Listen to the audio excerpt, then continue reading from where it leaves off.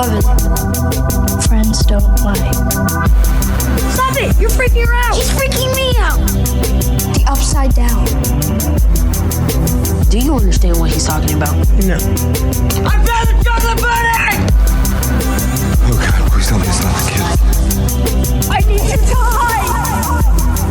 die! Mornings are for coffee and contemplation. Holy shit.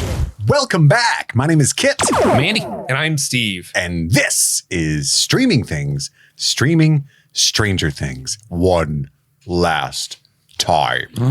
It's the mailbag. Mailbag. We have had... Are you done? Nope. I was having a good time. That is insane. We have had probably 200 emails. Yeah, this was a big email. It was crazy. That I saw. I mean, that I even read. So there probably was more. And that's honestly not even counting the people who have like messaged us on Discord or Instagram. Literally, like this was maybe the most successful mailbag request we've ever had by a mile. People have a lot to say, and I don't blame them. I mean, we've been covering this show for 9 years-ish. Yeah.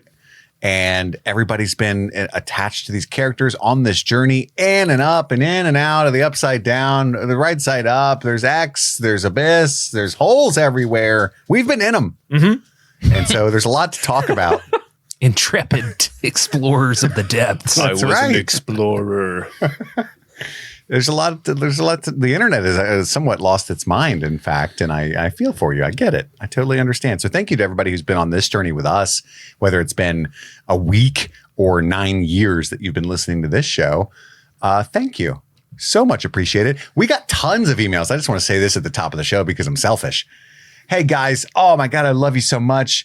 You guys are so funny, so heartfelt. Oh, I'm going to miss you now that Stranger Things is over. Hold up.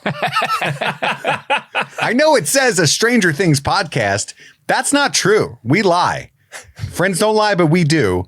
That's just for SEO. Parasocial friends lie all the time.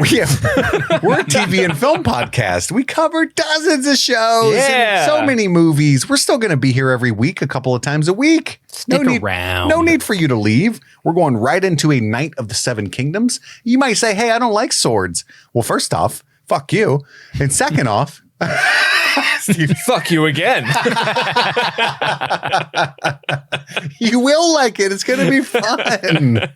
We're also covering Breaking Bad now that A Game of Thrones is over. So if you starts this week. If you're more into meth than swords, then we got a treat for you. We're going to start watching that. The first episode will be on the main feed just to give you a little tester, as they call it on the streets. Yeah, meth rules. That's right.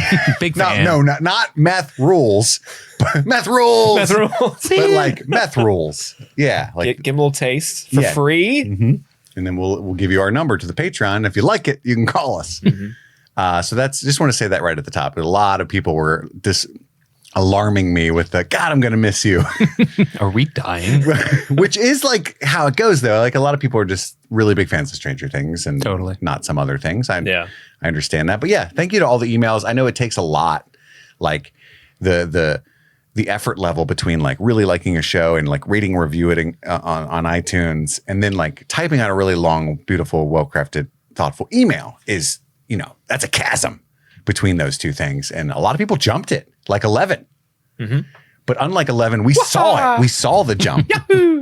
So appreciate that. But Steve did the hard work, and he not only read all the emails like we all did, but curated them into a Google document, tried to get a flow to the show. I did my best. Spent hours parsing through the thoughts that weren't replicated. So maybe your email was beautiful. And if it doesn't show up here, it's because someone else had said, we read that first or whatever. We thought they kind of encapsulated the same idea. And also Steve wanted to say, we did edit a lot of these emails for time's sake. Not that your writing wasn't beautiful, but just maybe that point in the center of your email was already hit by someone else later in a different flow spot, something like that. Yeah, we wanted to make sure we got as many people's emails in as possible. And because of that, I did skip something because a lot of people wrote beautiful, really long letters that were like incredible, but like just for time purposes, like you said, we had to curate the content a little bit. This is still going to be a really long episode for sure. Yeah, I think it's strap in. I think it's going to be a good time, a good therapy session for everybody to kind of unpack, unwind. Andy, I know that you wrote a ballad to kind of commemorate the show and the fandom. Are you ready give for a it? gift back to them. Yes. Okay, here we go. Once upon a time, there was a group of friends. They played games and they made up words because I didn't actually have a power ballad. The end. I gave him that homework. I can tell you worked really hard on that. Yeah, you guys, I spent the last 15 seconds writing that. Well, thank you for yes-anding me. Yeah, you're That's welcome. why they call him Andy. His first name is Yes. Yes, Andy. Middle name, Andy. Do you guys know who wants to go first? Steve? Is that work for your... Well, I do have a special gift for you guys. Oh my goodness. Sent in to us by our beloved Lavender Haze. We do have yet a bonus lib? Bonus Mad Lib. Oh, shit. It's a time of the show where I ask these two jabronis for words, adverbs, names of places, sometimes an emotion. And they help me craft a story. All thanks to Lavender Haze, our beloved fiend in Discord, who has written all of these for the last several episodes of Stranger Things. So thank you, Lavender Haze. Are you guys ready to give me words for this bonus Mad Lib that we didn't even know we were going to get I didn't even train for this one. Bonus libs. Usually I read a lot of dictionaries beforehand. Do you take some performance enhancing? I do. PEDs, performance enhancing dictionaries. And then still somehow the only word I can think of is cum. And orbs. Okay, well, who wants to go first this time? Dibs. Yeah. Andy, from you, I need a plural noun. Baggy sleeves. Like a wizard? Yeah. Kit, can I have a person in the room? Ellie. Sweet baby Ellie. Ellie, get in here. Ellie, get in here. Oh, she got really excited. Okay. She's like, take me. Here I come. Where am I going? Andy, can I have part of the body? The tip. Just the tip? Just the tip. Kit, can I have an adjective? Sweaty. Uncle Andy, can I have a name of a place? Sure. The Playboy Mansion. Kit, I also need the name of a place. Andor. No. That's not a place. That's the guy's name. That's not what I meant. Cassian Alderaan. Alderaan. Yes. Okay. So you were looking for names in Alderaan places. I was supposed to go to Tashi Cashin, buy some parent conveners. That's a bullseye Luke Skywalker over there. Yeah. This guy is a goddamn treasure trove of voice acting. Andy, can I have the name of a place? God damn. I only know one place, and it's the Playboy Mansion. Diddy's house. I like Diddy's house more. Watching too much Dateline. Yeah, didn't you have like a Dateline marathon last night? I watched like 4 episodes of Dateline. It was awesome. You motherfuckers party. You know it. Can I have an exclamation? Look at all these rocks that I got. I'm still Jenny from the block. Perfect. You don't ever exclaim that? It's been a minute. When someone walks around a corner and scares me? Andy, can I have a form of communication? Smoke signals. Kit, can I have an emotion? So they mean like adjective emotion? Yeah. Help me out here. Anything better? Because we use a lot of horny stuff. Yeah. Goonie. What an emotion. I'm feeling pretty goony this morning. Psychotic.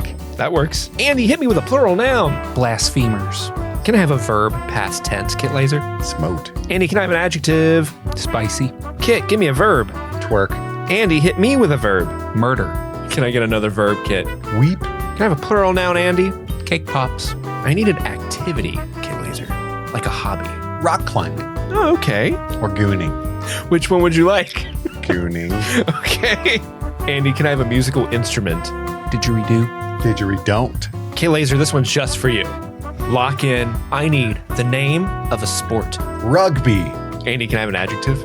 A little shitty. Kit, can I have an adverb? Hastily.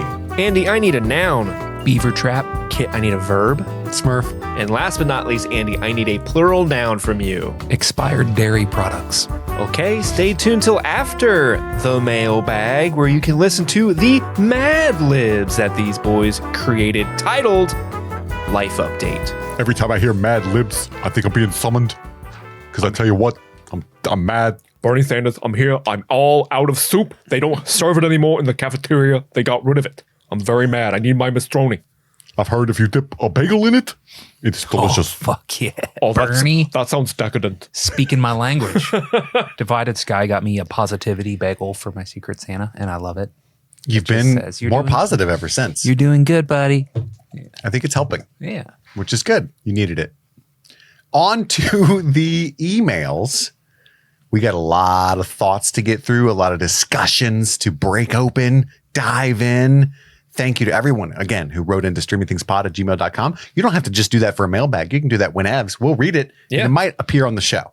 It just might. But we read them all. We do. We do. Steve, why don't you start us off here? This email comes in from Kelly. They write, "Hi, Steve, Andy, and Chris/Kit. I just wanted to thank you all so much for your podcast. I have loved being able to share Stranger Things with you guys. I have also enjoyed your coverage of other shows and movies, but Stranger Things is where it all began. I discovered your pod when I was home with COVID and watching season 4. After that, I went back and listened to all the other seasons. I was lonely and struggling with my mental health as well. Being able to share this time with you all and hearing your stories is so comforting. When Kit was describing how far we've come on this journey and said this is the last time for covering Stranger Things, it got me crying all over again. I can't wait to go back and listen to your episodes again and again, and I look forward to hearing your new content as well. I will forever die laughing from the first time I went back and listened to your season 2 coverage and the whole dibs on skins conversation derailed. I still smile thinking about how much joy that brought me. That's when I knew you guys were the best, and I have had so many fun moments cracking up at your humor since. I think of the 3 of you fondly, and I hope Steve's dog's butt is okay. Thank you all again, and Happy New Year, Kelly." Thank you so much, Kelly. Kelly. Yeah, thank you, Kelly. That was a good start off. Like we've been through a lot together. It was a big culmination emotionally for us. I know, like we were kind of all a little weepy at the start of the finale. A little. For sure. Yeah, I'm a sad boy. I've been in shambles. You made those reels. I had to watch them and get all weepy all over again. But dibs on skins. Dibs on skins. Is one of the best things I've ever said. Oh, yeah. But at the time, only a few dozen people listened, so it didn't really get what it deserved, which was statues built, memorials erected, Shirts made. Things should have been erect. That's all I'm saying. There should be a dibs on skins political party, if I'm being honest. That's a good idea. I would vote for you, Steve. I vote. No one has shirts. We just do skins. Also, I wanted to update some people because a lot of people actually messaged me. My dog's butt is okay as of now. His butt is no longer bleeding. Yeah, that sounded. I remember when you said that at the time, knowing how so many people feel about dogs. I was like wondering if you should even leave that in. Yeah, people are going to be angry. We're not dealing with it immediately. Yeah, and as predicted, a lot of people were concerned, but very sweetly so. Well, hey, Erica was taking care of the boy upstairs, so he had his care. Not only that, but it was 1 a.m. when you said that, and on New Year's Eve, and there was nothing you could do other than wait and see. Yeah. Which we waited and saw, and the next day he was better. And there then is an he was even better the emergency next vet day. near us, but I don't know if they were open at that time. They're open, yeah. They're 24 hours. Even on Hollies? Yeah, I visit them often. I know you do, buddy. I know you do. But we love them. The next email comes in from Colleen. Hello, Kit, Andy, and Steve. I've been listening to Streaming Things since COVID times, the dog times, and it has always been in my top 3 podcasts. I often feel like I'm in the kitchen cooking and I'm listening to my son, my boy, and his mates discussing TV and movies. You all did the rewatch. Well, I often do a re-listen. Your podcast is an awesome companion when I'm slogging along and it's just me and my brain. So a big thank you guys for being real, funny, and hugely entertaining. Thank you. From the first episode, this show had me. Stranger Things is people being the best of themselves, and the last episode was always going to determine the rewatchability. In these times when things can be a real shit fight, I really want an uplifting show to counter that shit fight. For me, the making of a great enduring show is heart and soul. Will I rewatch this show every year? Maybe twice? Shit, yeah. Will I watch it because it makes my heart warm? Shit, yeah. Will I watch it because I know the wonderful characters get their well-deserved happy ending? Abso-fucking-lutely. Stranger Things made me cry in the best way, in a cathartic way, in a way to mourn the loss of a chapter of our life. I loved the ending. If you believe, then it's a beautiful ending. Like Inception, if you hoped he made it back, then that's the ending you have. As with Elle, if you believe, then you have a perfect ending. It didn't go for shock value. It went for the feels. Also, they were writing for a truckload of characters. This was a huge cast. To give each person their time was a huge task in writing. Wrapping up everyone's story has been a challenge. They have done well. I have watched it several times since, and it still brings me to tears, and I love the Duffers for that. Crying for the best of people is beautiful. Sorry, I know this is long, but Stranger Things and streaming things have been a staple for so long, and when I watch it again and again, it will be with a listen along with you guys, hand in hand. So thank you for all the hours and effort you have put in, the different basements and late nights. We've been in a lot of basements. A lot of basements. Yeah. Wishing you the best for 2026. And as usual, I'll be listening to you all as an introverted lurker in the basement. Oh, God. From Colleen from Australia. Hey. Nice cone. Nice cone. All right, do it again, but in the accent, please. All I can say in Australian is Hello, nice Kit, Andy, and Nice Steve. cone.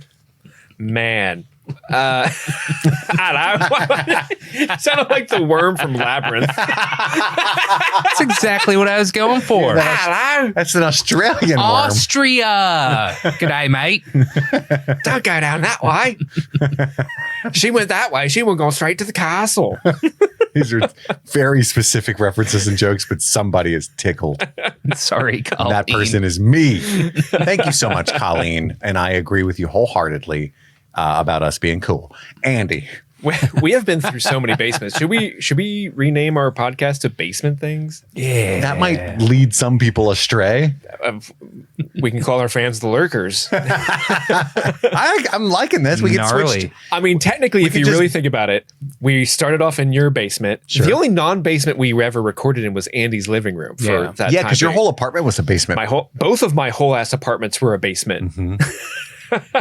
Those were the good times in the living room. You know what I'm saying? Our brief time out of the basement, though, was our kind of success story. You know, maybe we should come into the light more often. Ew. Every time we come out. Andy, our next email? This next email comes from Hannah. Hannah writes in, "Hi, Kit, Andy, and Steve. I don't normally write into podcasts, but I needed to tell Kit that his overall thoughts on the finale brought me to tears this afternoon when he said, had there never been any magic, I would have still loved the show because these people were in it, because it articulated something I've been turning over in my head for a while this season. Stranger Things for me was never really about powers or monsters or the Upside Down. I stuck with it for almost a decade because of the characters. I feel so much closure where all the main characters ended up, and I couldn't have asked for a better ending. Also, I believe. Thank you for your recaps, for their equal parts of nuance and silliness. I will miss them and hope you will return to Hawkins when Tales from 85 drops. Best, Hannah." Thank you, Hannah. Thank you, That's Hannah. very kind of you to say. We will certainly be back next week with the Night of the Seven Kingdoms. But I'm sure we're going to watch Tales from 85. And I honestly, with the success of this particular show, imagine lots more spinoffs than just that. Absolutely. A lot of people writing in like if we were planning on covering Tales from 85, and we haven't really discussed it in all honesty amongst ourselves if we were going to continue and cover that. That's spinoff. the animated one? Yes. I'm sure we will. Totally. Okay. How could we not? At least one episode, binge it all and talk about it. You know what I mean? Yeah, I guess it does depend on Netflix's model. It does. With releasing that. It's only a model. Absolutely, it does. But also, I haven't talked about this with you guys very much, and I don't want to, there's nothing. Everything is pretty open, and we know we're doing a Night of the Seven Kingdoms, and we know we're doing, the finale of The Boys most likely, and stuff like that. But there's a lot of leeway for 2026. Yeah. We did that intentionally. I want to try doing more of like just one episode, like, we spend one episode on the pit and just talk about, season 1 and 2 and have a good time talking about it, that kind of stuff. And a lot of other podcasts get away with that. People come to us for these really deep scene by scene kind of Recaps. exhausting things that we do. But it would free us up to do a lot more stuff and then still do what we do for other things specifically, So anyway, but yeah, we'll definitely be covering that at least one episode, maybe episode by episode. It depends on what it's going to look like. Yeah, when it's dropping, what its drop looks like. It might be like the same night of the finale of House of the Dragon season 3, and but we'll still do it, but it'll be a different version of that if that's the case. This next email comes in from Emmy. They write, "Hi, Kit, Andy, and Steve. First of all, I want to thank you for an absolutely amazing podcast. Truly my all-time favorite. You are the funniest, most relatable, and most insightful podcast hosts out there. I started listening to your Stranger Things season 4, and I've been listening ever since. Of course, including the original episodes covering Stranger Things. A few thoughts on the finale. The finale was a true emotional roller coaster, and I cried so many times during the episode. I might have hoped for a slightly longer and more complex final battle against Vecna and the Mind Flayer, but the Mind Flayer isn't actually dead, right? Its physical form was destroyed, and it was left behind in the abyss, no longer able to access the right side up. That's interesting. What do you guys think about that? I honestly didn't put a whole lot of thought into it because I have like this meta thing hanging over my head where the Duffers have kind of discussed loosely what some spinoffs might look like and what they might explore. So I always assumed he was not dead. He was just trapped in Dimension X, right? Because that was that was his physical form that we had never seen before. Vecna was killed, but the Mind Flayer, how would he be? I mean, they killed the monster version, but he's just like Smoke Boy. Yeah, I guess. And the kids all threw up. They were puking particles. out smoke after they killed that giant body. So maybe it's like spoilers for Rings of Power. Maybe it's a situation where like Sauron is just like he's like Sauron in between seasons 1 and 2, where it's like he's just like a little nugget, and that little nugget's got to get bigger and bigger and bigger into a Katamari version where he just gets bigger, and finally he's at full power again. Or like a Voldemort, and so that's probably a more apt. Thank you. Comparison. Yes, he's off and like sucking on unicorns. Totally. He's about to end up in the forests of Albania. He's about to be in the back of a professor's head for a while, Except he's in the forests of an abyss. That's interesting. In the moment, I just took it that the Mind Flayer died because they made such a meal of the heart dying of its physical form. But when you really think about it, the particles are out there, and I guess you just need the particles for at least some of it to exist in some way, because it started off as a cloud-based creature. Yeah. I mean, it could be like, it's just the recipe for life that's still out there. They got the dust, you know what I'm saying? So it's like the goop from the Alien movies. Yes. So a new Mind Flayer is going to form, and this one could be a good one. You never know. This one's nice. Yeah. I don't really agree with my predecessor. Yeah, he's a bad guy. I am not my father. I think public transit should be free. Emmy continues, I would have loved an even deeper dive into the origin story of Vecna and the Mind Flayer, especially that stone found in the briefcase. However, I understood from interviews with the Duffers that at least the tale of the stone will be explored in an upcoming live-action spinoff. What do you guys think of that? Yeah, the stone seems to be the key to connecting these universes, but completely different characters elsewise is the vibe I'm getting. They did talk about a different decade too, right? So I assume it's going to be an even earlier decade. Oh, you think so? I hope if it's about the stones that specifically. 90s Right? show. Yeah. Let's go. I wanted to be 90. Well, they could still do 90s and then do more like origin uncovering in that same way. True, yeah. Because I'm not as interested in a prequel. I'll be honest with you. Yeah. If they did like a Happy Days, I mean, I'm sure, but that would be very Welcome to Derry-esque if they did that, I would love a 90s because then your boy would really shine. I could take over the needle drops. Would be so fun. All the grunge music. Oh, they're using a bunch of Third Eye Blind. A bunch of Fiona Apple and garbage and dude, the Cranberries. Fuck yeah. That's my shit. I don't know. I think so that's my thoughts on. Yeah, the stone is interesting because leading up to the finale, the Duffers had said like there's something in there that hints to what the spinoff's going to be, who's going to catch it, and then they didn't even like let it be a mystery for like a day. Like the episode came out, it's a stone, guys, it's a stone. Sorry, we didn't want people to like get their hopes up and think it was Joyce and Hop going to Montauk or something. They dropped this very stone. Obvious. A lot of people thought it. Like there was all these TikToks I saw about. The next show is going to be the Montauk show. Yeah. And, which I guess is smart. They don't want the internet to get ahead of itself like it often does and then gets disappointed when reality happens. It doesn't matter. The internet is a stone you cannot stop. It is rolling down that hill. It'll get into all wounds and infect it, much like the Mind Flayer stone. The internet is the opposite of Kate Bush. They're rolling down that hill. If I only could ignore God's calls. They all think Will is out there with Dahmer and... Oh my God, the Will with Dahmer shit is so fucking annoying. I saw you got frustrated. I did, because it was a bunch of people posting that image of Will at the bar and they photoshopped Dahmer behind it. And that scratches a very particular, like, I don't like this itch to me because A, it's glorifying the Dahmer of it all. I think there's a little bit of like, I think the people who made that meme and started posting it were doing it from a little bit of a homophobic perspective. And then people who saw that and maybe who weren't and were sharing it, but weren't sharing it in a homophobic way. There's like, oh no, they did that to Will. That's kind of messed up. And it's just people who like weren't paying attention to the show. Will's in New York. He's not in Milwaukee. I don't know how people. Yeah, you want to walk them through that. Walk them through that. So help them. Yeah. So in the previous scene, because that takes place during the vision that the storyteller is telling them at the D&D. In the previous scene with Hopper and Joyce, Hopper tells Joyce, hey, I got this job in Montauk. It'll just be a short drive out into the city where we can go see the boys. We know that Jonathan is at NYU in college, so it stands to reason that Will would follow his brother, who's also very artsy, to NYU. And when they go visit the boys, they're visiting Jonathan and Will in New York.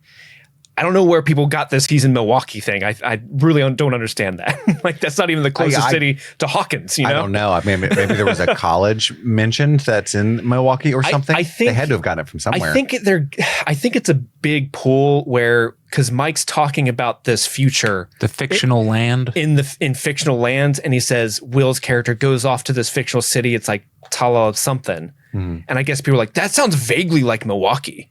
I think that's all it fucking is. Really? That's kind of wild. I think, and you can let me know if I'm wrong, but like he's just 100% not in Milwaukee. He's in New York. And it was really upsetting me that, because the people who were sharing it were the same people who were sharing the same posts where it's like a certain screen grab of a mind flare looking like a vagina. They're like, no wonder Will was scared. Am I right, guys? Her. And it's like, you guys fucking suck. Hateful I hate all rhetoric. of you so much. Maybe they heard Will say, I'm walking here. And they thought he said Milwaukee here, you know? That was a long way off the trail, but Emmy continues, all in all, I'm satisfied, and I can live with the things like why the army simply left, or why Hopper or the others didn't end up in prison. I can live with all that. They all deserved a happy ending, but most of all, 11 deserved it, and that's why I believe. Thank you once again for everything. Thankfully, Streaming Things doesn't end here. Good point. That would be too much.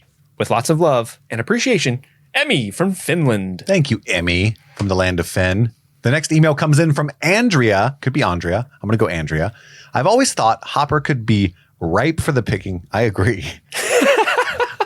For Vecna. With all his rage and guilt and grief. Seeing his visions of the Agent Orange canisters, Sarah blaming him, his fear of losing Elle, I was truly terrified that he'd shot and killed Elle. Same. What an incredible trick by Vecna. And for Elle to say to him, what did you do, as a callback to Brenner and Elle, and also Mike and Elle from season 4, was chef's kiss brilliant. Henry watching his younger self in that cave tunnel. Jamie Campbell Bower's performance was just mesmerizing. I'd love to know whose voice they used to whisper, find me, to him. Yeah, who do you think that was? All right, guys, it was me. I wasn't going to say anything, but... Can you hit us with it? Find me. In his Swedish voice. Oh my God, I was transported to Dimension X just then. You can use my Demogorgon. I don't know. I'm right over here. Come and get me. It could have been anybody with all those effects and stuff, you know? Could have been Mrs. Duffer.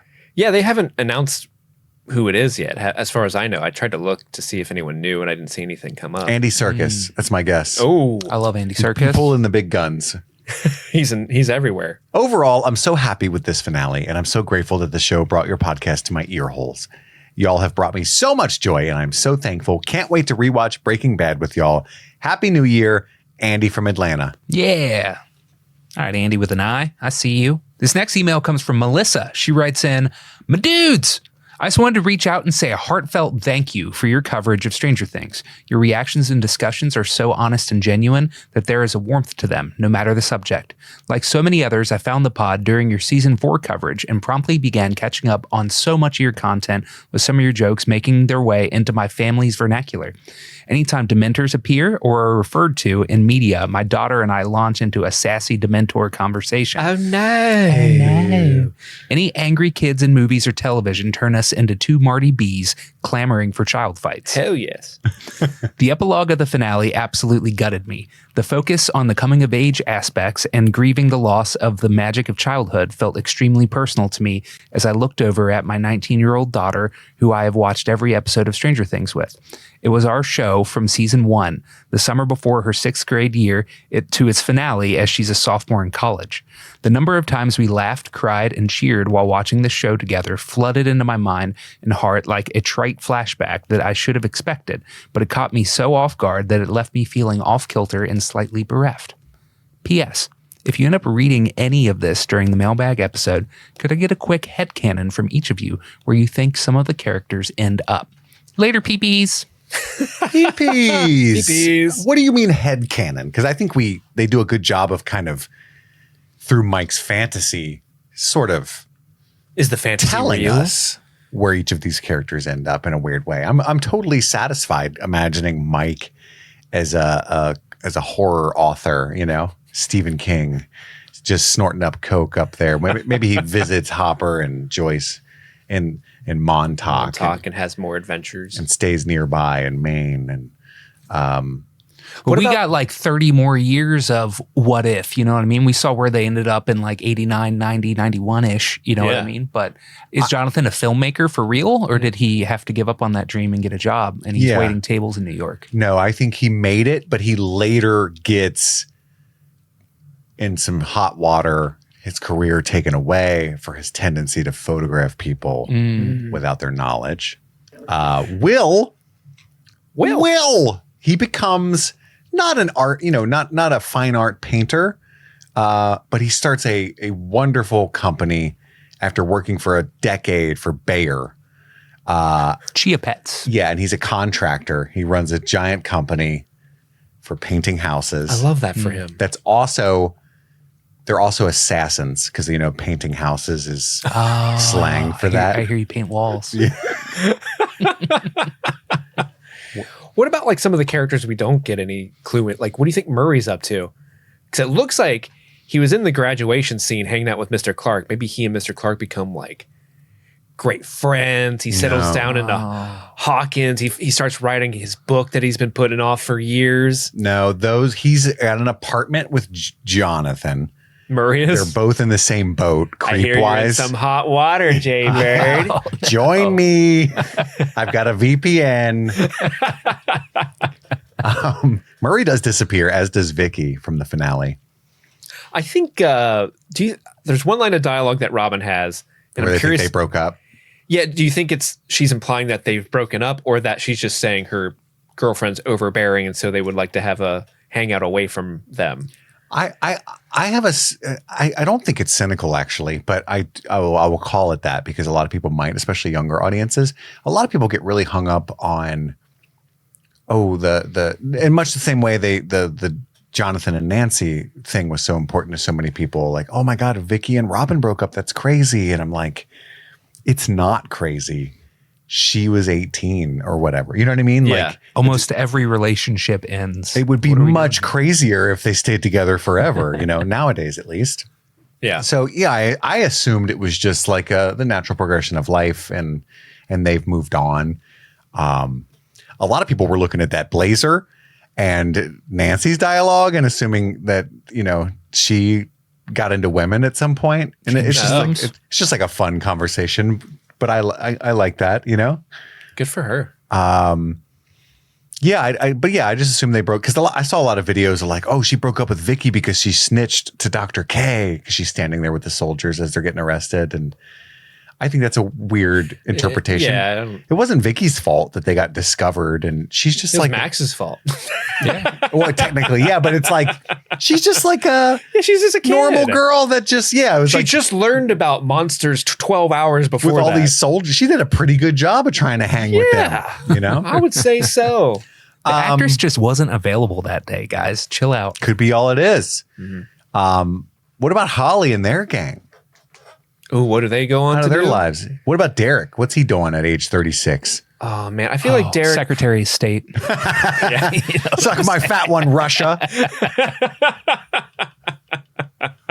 Yeah, I could actually buy that. Yeah. Very qualified. yeah. I could see Holly either becoming like a doctor or some sort of like public servant that helps people save. Like maybe she's a firefighter and drags people out of fires and shit. I tell you what I was actually offended by. It was not the omission of Murray, who I think should have died in that truck if he'd have been shot to shit driving into the Upside Down. I think that would have pleased a lot of the people that have a little more bloodlust. Not gonna make it home, Jim. It doesn't matter. No one's there. Oopsie. But the omission of Powell and Callahan really upset me. Yeah. Especially when Hopper is just the chief again. I'm like, hey, you brought the DJ back and gave him his job. Where's Powell? Apparently, Callahan and Powell just skipped town as soon as the quarantine started. They're like, fuck this. They're going to find the bodies. We better get out of here. Callahan was trying to get his own plates to like hide the hole that he puts the bodies in. Thank God all this interdimensional shit covered my crimes. That's what Callahan was thinking. He went Lugged to Milwaukee. out. Yeah, he went to Milwaukee. Yeah, I don't know. Anybody else that we should talk about where they ended up before we move on to Jess? Let's go on. Let's go All right, on. Steve, take it away. Is it me? I think it is. Jess writes, "Hello, streaming things. I'm so glad to have discovered your podcast." Why is Jess in a cave? Hello. Sorry. I'm so glad. It has been a joy listening to you three and your coverage of season 5. First, in general, I really love the way they ended the series and all of the goodbyes we were given. I remember seeing an interview with the Duffers before the finale where they said something to the effect of always knowing the final scenes. And I feel as though that must be true. If you think about it, they didn't really know if they were going to have anything beyond season 1. And to me, the final sequence of 5 was very reminiscent of that first season. I love that it essentially ended the same way. Elle vanishing into the unknown, the core kids finishing a D&D campaign and asking questions about the proud princess, us as the viewers not really knowing if Elle's alive, but having a glimmer of hope to hold on to because Hopper believes she is and leaves Eggos out in the woods. I like to hold on to that hope this season as well, and I choose to believe that she is still out there despite any evidence that could otherwise suggest. What do you guys think? I thought that was pretty smart. Like that they've made the connection that this season ended very similarly to the ending of season 1. Yeah, it absolutely does, which I thought was a perfect ending. I've always said, as much as I love the, at least 2, 3, and 4, and really, really like season 5, and it's been a wonderful fandom and all that stuff, that at least when 2 was coming out, I was like, oh man, I'm nervous about this because this was a perfect limited series as is, Yeah. And that was their intention, as far as I know, was to be an anthology show, but it just hit so successfully that corporations were like, no, we need more of these kids. And We these need more characters. Mike. We need more Dustin. Yeah. We bought Millie Will. Bobby. We own her now. so- Exactly. Yeah. She's a agent of Netflix. I agree. Yeah, it's very similar. And I think they kind of were smart to I know they reuse a lot of beats throughout this show, and that's one of the biggest criticisms people have of it. But that's one that I like they've managed to somehow squeeze back in there, is the same ending as season 1, where she's out and free, but we leave that kind of ambiguous, but not. But they've made it even more epic or grand, or like it hits harder for me, I think. Yeah, because before it was a little girl wandering in the woods. And Is she okay? Yeah, that's how it would have ended. And you're like, well, at least she has Eggos every now and then in the Does she have snow, a I guess. blanket? Oh my God. And we'll talk more. I think there's more emails later about what we think's going on with 11. And some details there. They continue. Speaking of great send-offs, I also really love that Dustin's graduation speech and actions were mimicking how Eddie described himself walking the stage. I'm going to snatch that diploma. I'm going to look Principal Higgins in the eye. I'm going to flip him the bird, and I'm going to run like hell out of here. That, coupled with the Iron Maiden needle drop, was just another great way for Dustin to remember and honor his friend. That's one thing I missed completely. I mean, I knew in general all of his actions were an ode to Eddie. He's wearing it's obvious he's wearing the Hellfire Live shirt, but I didn't. And he says, "This is our year." I remember that part. Mm-hmm. But I didn't catch the specificity of flipping the bird. That's Eddie's word for monologue. word what he Yeah. says. Yeah. Yeah. That he's going to do. Because it was interesting that in the moment, because I also forgot about Eddie's monologue in the moment. So when they're like Principal Higgins and they made this real big meal out of what a square he is. I know you're like, why? What'd that guy do? That's what I've been saying about Ted all along. I was honestly wondering, like, is this an Easter eggo? Like, is the guy playing Principal Higgins? Because he kind of looks like the principal from Breakfast Club. Like, I'm going to start cracking skulls. You're going to get the horns.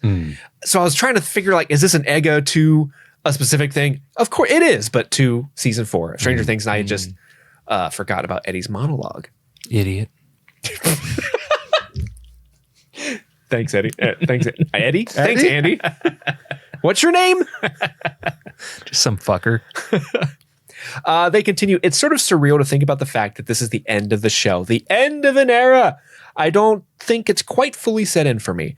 Stranger Things bettered my life. In a lot of ways, it led to friendships, contributed to my career, and I'll always be thankful for the show and grateful to the Duffers, not only for creating it, but for giving something that meant so much to so many of us a proper goodbye.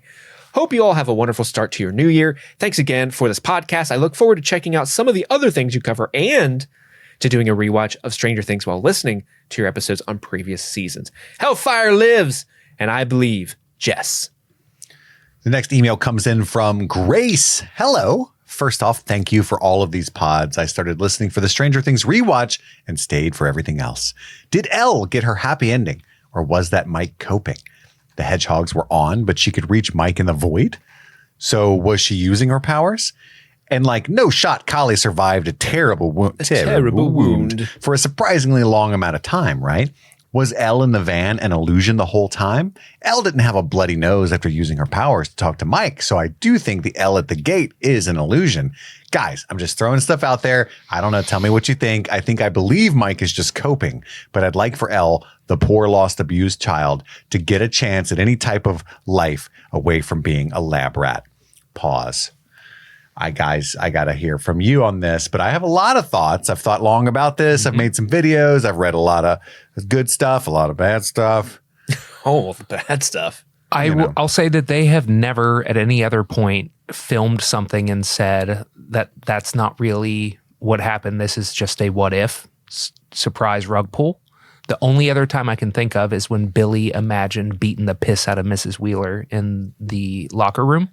In season 3? That was a vision that was being forced on him by the Mind Flayer. So for my money, they literally showed us that what happened to Elle, that she made it out, that she made it to a land that had 2 waterfalls. I didn't count 3, but maybe there's a third one somewhere. There's the 2 are together. The third, there's a side shot when she's walking up the hill. It's away from the other 2, but there's 3. Gotcha. So no, I do not look at this as coping. I think that they showed us what happened. Yeah, I agree. We talked about it in the finale episode, but they use Heroes, which is the song that they've always used when a character seemingly dies, but isn't really dead. Yeah. They used it when they found Will's quote unquote body in season 1, when Hopper quote unquote died in season 3. When Elle's reading the letter. And then now they like end the show playing Heroes. So I think that's, if anything, to me, that is the Duffers putting their thumb on the scale for sure, letting you know what way they're leaning. It is ambiguous enough where it can create this discussion, and I like the discussion. I like ambiguous endings because it's fun to talk about this stuff. But to me, it's maybe like someone mentioned the ending of Inception before. That one's a juicy, ambiguous ending because you really don't know. It could be either way. Whereas this one, I feel like they're kind of putting a flag on where they think it is. And I've seen a lot of people point out that, you know, like this email wrote, 11 doesn't have her nose bleeding during that. Her tattoo's not on her arm in that illusion. Which I believe Millie Bobby Brown actually got that tattoo. Oh, really? Yeah, like why wouldn't you? It's been your whole life, a major career, Mm-hmm. So they would have to do a considerable amount of effort to remove it, not just not put it on, you know? And so that's a huge clue. There's all kinds of other things that I think people are looking too much into or not enough into. But ultimately, I think if you look at this from any level, you get the conclusion. Now, I'll preface this with saying it is supposed to be ambiguous. That's what the Duffers have said. That's the fun part of it. I'm not knocking anybody who believes that Elle is dead. That's totally your prerogative. But in my mind, if you look at this from any level, the text of the show, not so much what you're saying, like I get it. They've never done that before, but it is supposed to be in the context something that Mike is imagining. And so just because you see, what do you mean is she alive? I fucking saw her by the waterfall. I don't think that's evidence, because you could easily argue that Mike's making that stuff up as he says he is, right? But also, but yeah, like 90% I'm there with you. Mm-hmm. Someone else pointed out earlier that it mimics the ending of season 1 where we know she was in fact alive. I totally agree. The Duffers have said in interviews that they knew Elle couldn't stay there, but we didn't want to take her powers away. So they had to remove her in this way. And if you think about it from like this sucks, but like a corporate level or something, what makes the most sense for future cameos and spinoffs and like the profitability of the franchise is that Elle's alive out there somewhere. So she can come back in 10 years or something, right? If you just look at it from that cynical standpoint, of course she's alive.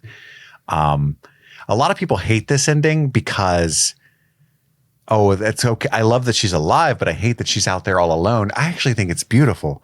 And again, this might be a little cynical because she's only like 18 and she's not only dating wise, but like the odds that she's going to spend a life with these friends. Andy's the only friend I have that has known me since before I was in my mid-20s that I can think of, that I actively see all the time. You know what I mean? Like it's just a natural part of life is to leave and start new and build your own thing, right? Yeah, one of the big jokes that have come out of this season is when Steve, Nancy, Jonathan, and Robin are like, "Let's meet up every month," and everyone's joking like, "That ain't happening." Yeah, right. Like it might a few times, you know. And they're still in their first year of college when they say that, and like it's not even that hard then. Like give it 5 years, give it 10, you know.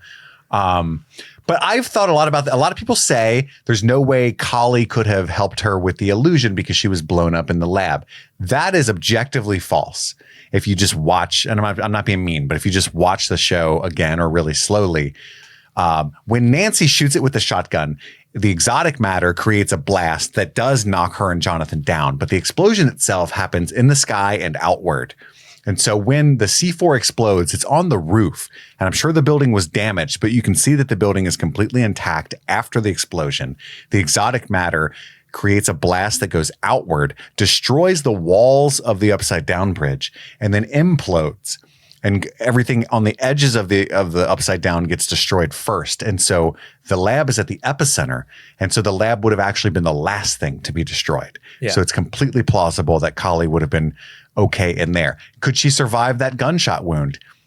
The Duffers have apparently said she was actually shot, but she could have just created the entire illusion in general that she was shot. Yeah, and this show has a history of people surviving wounds a long time. And like, remember that, season 2? Have you guys not seen Reservoir Dogs? That dude Agent Orange got shot in the gut and lived for the entire movie. It's a real thing. A gut wound can take 3 or 4 hours to die from. It's a well-known thing in war that's one of the worst places to get shot if you're going to die regardless, because it's going to take a while and it's going to suck. Mm-hmm.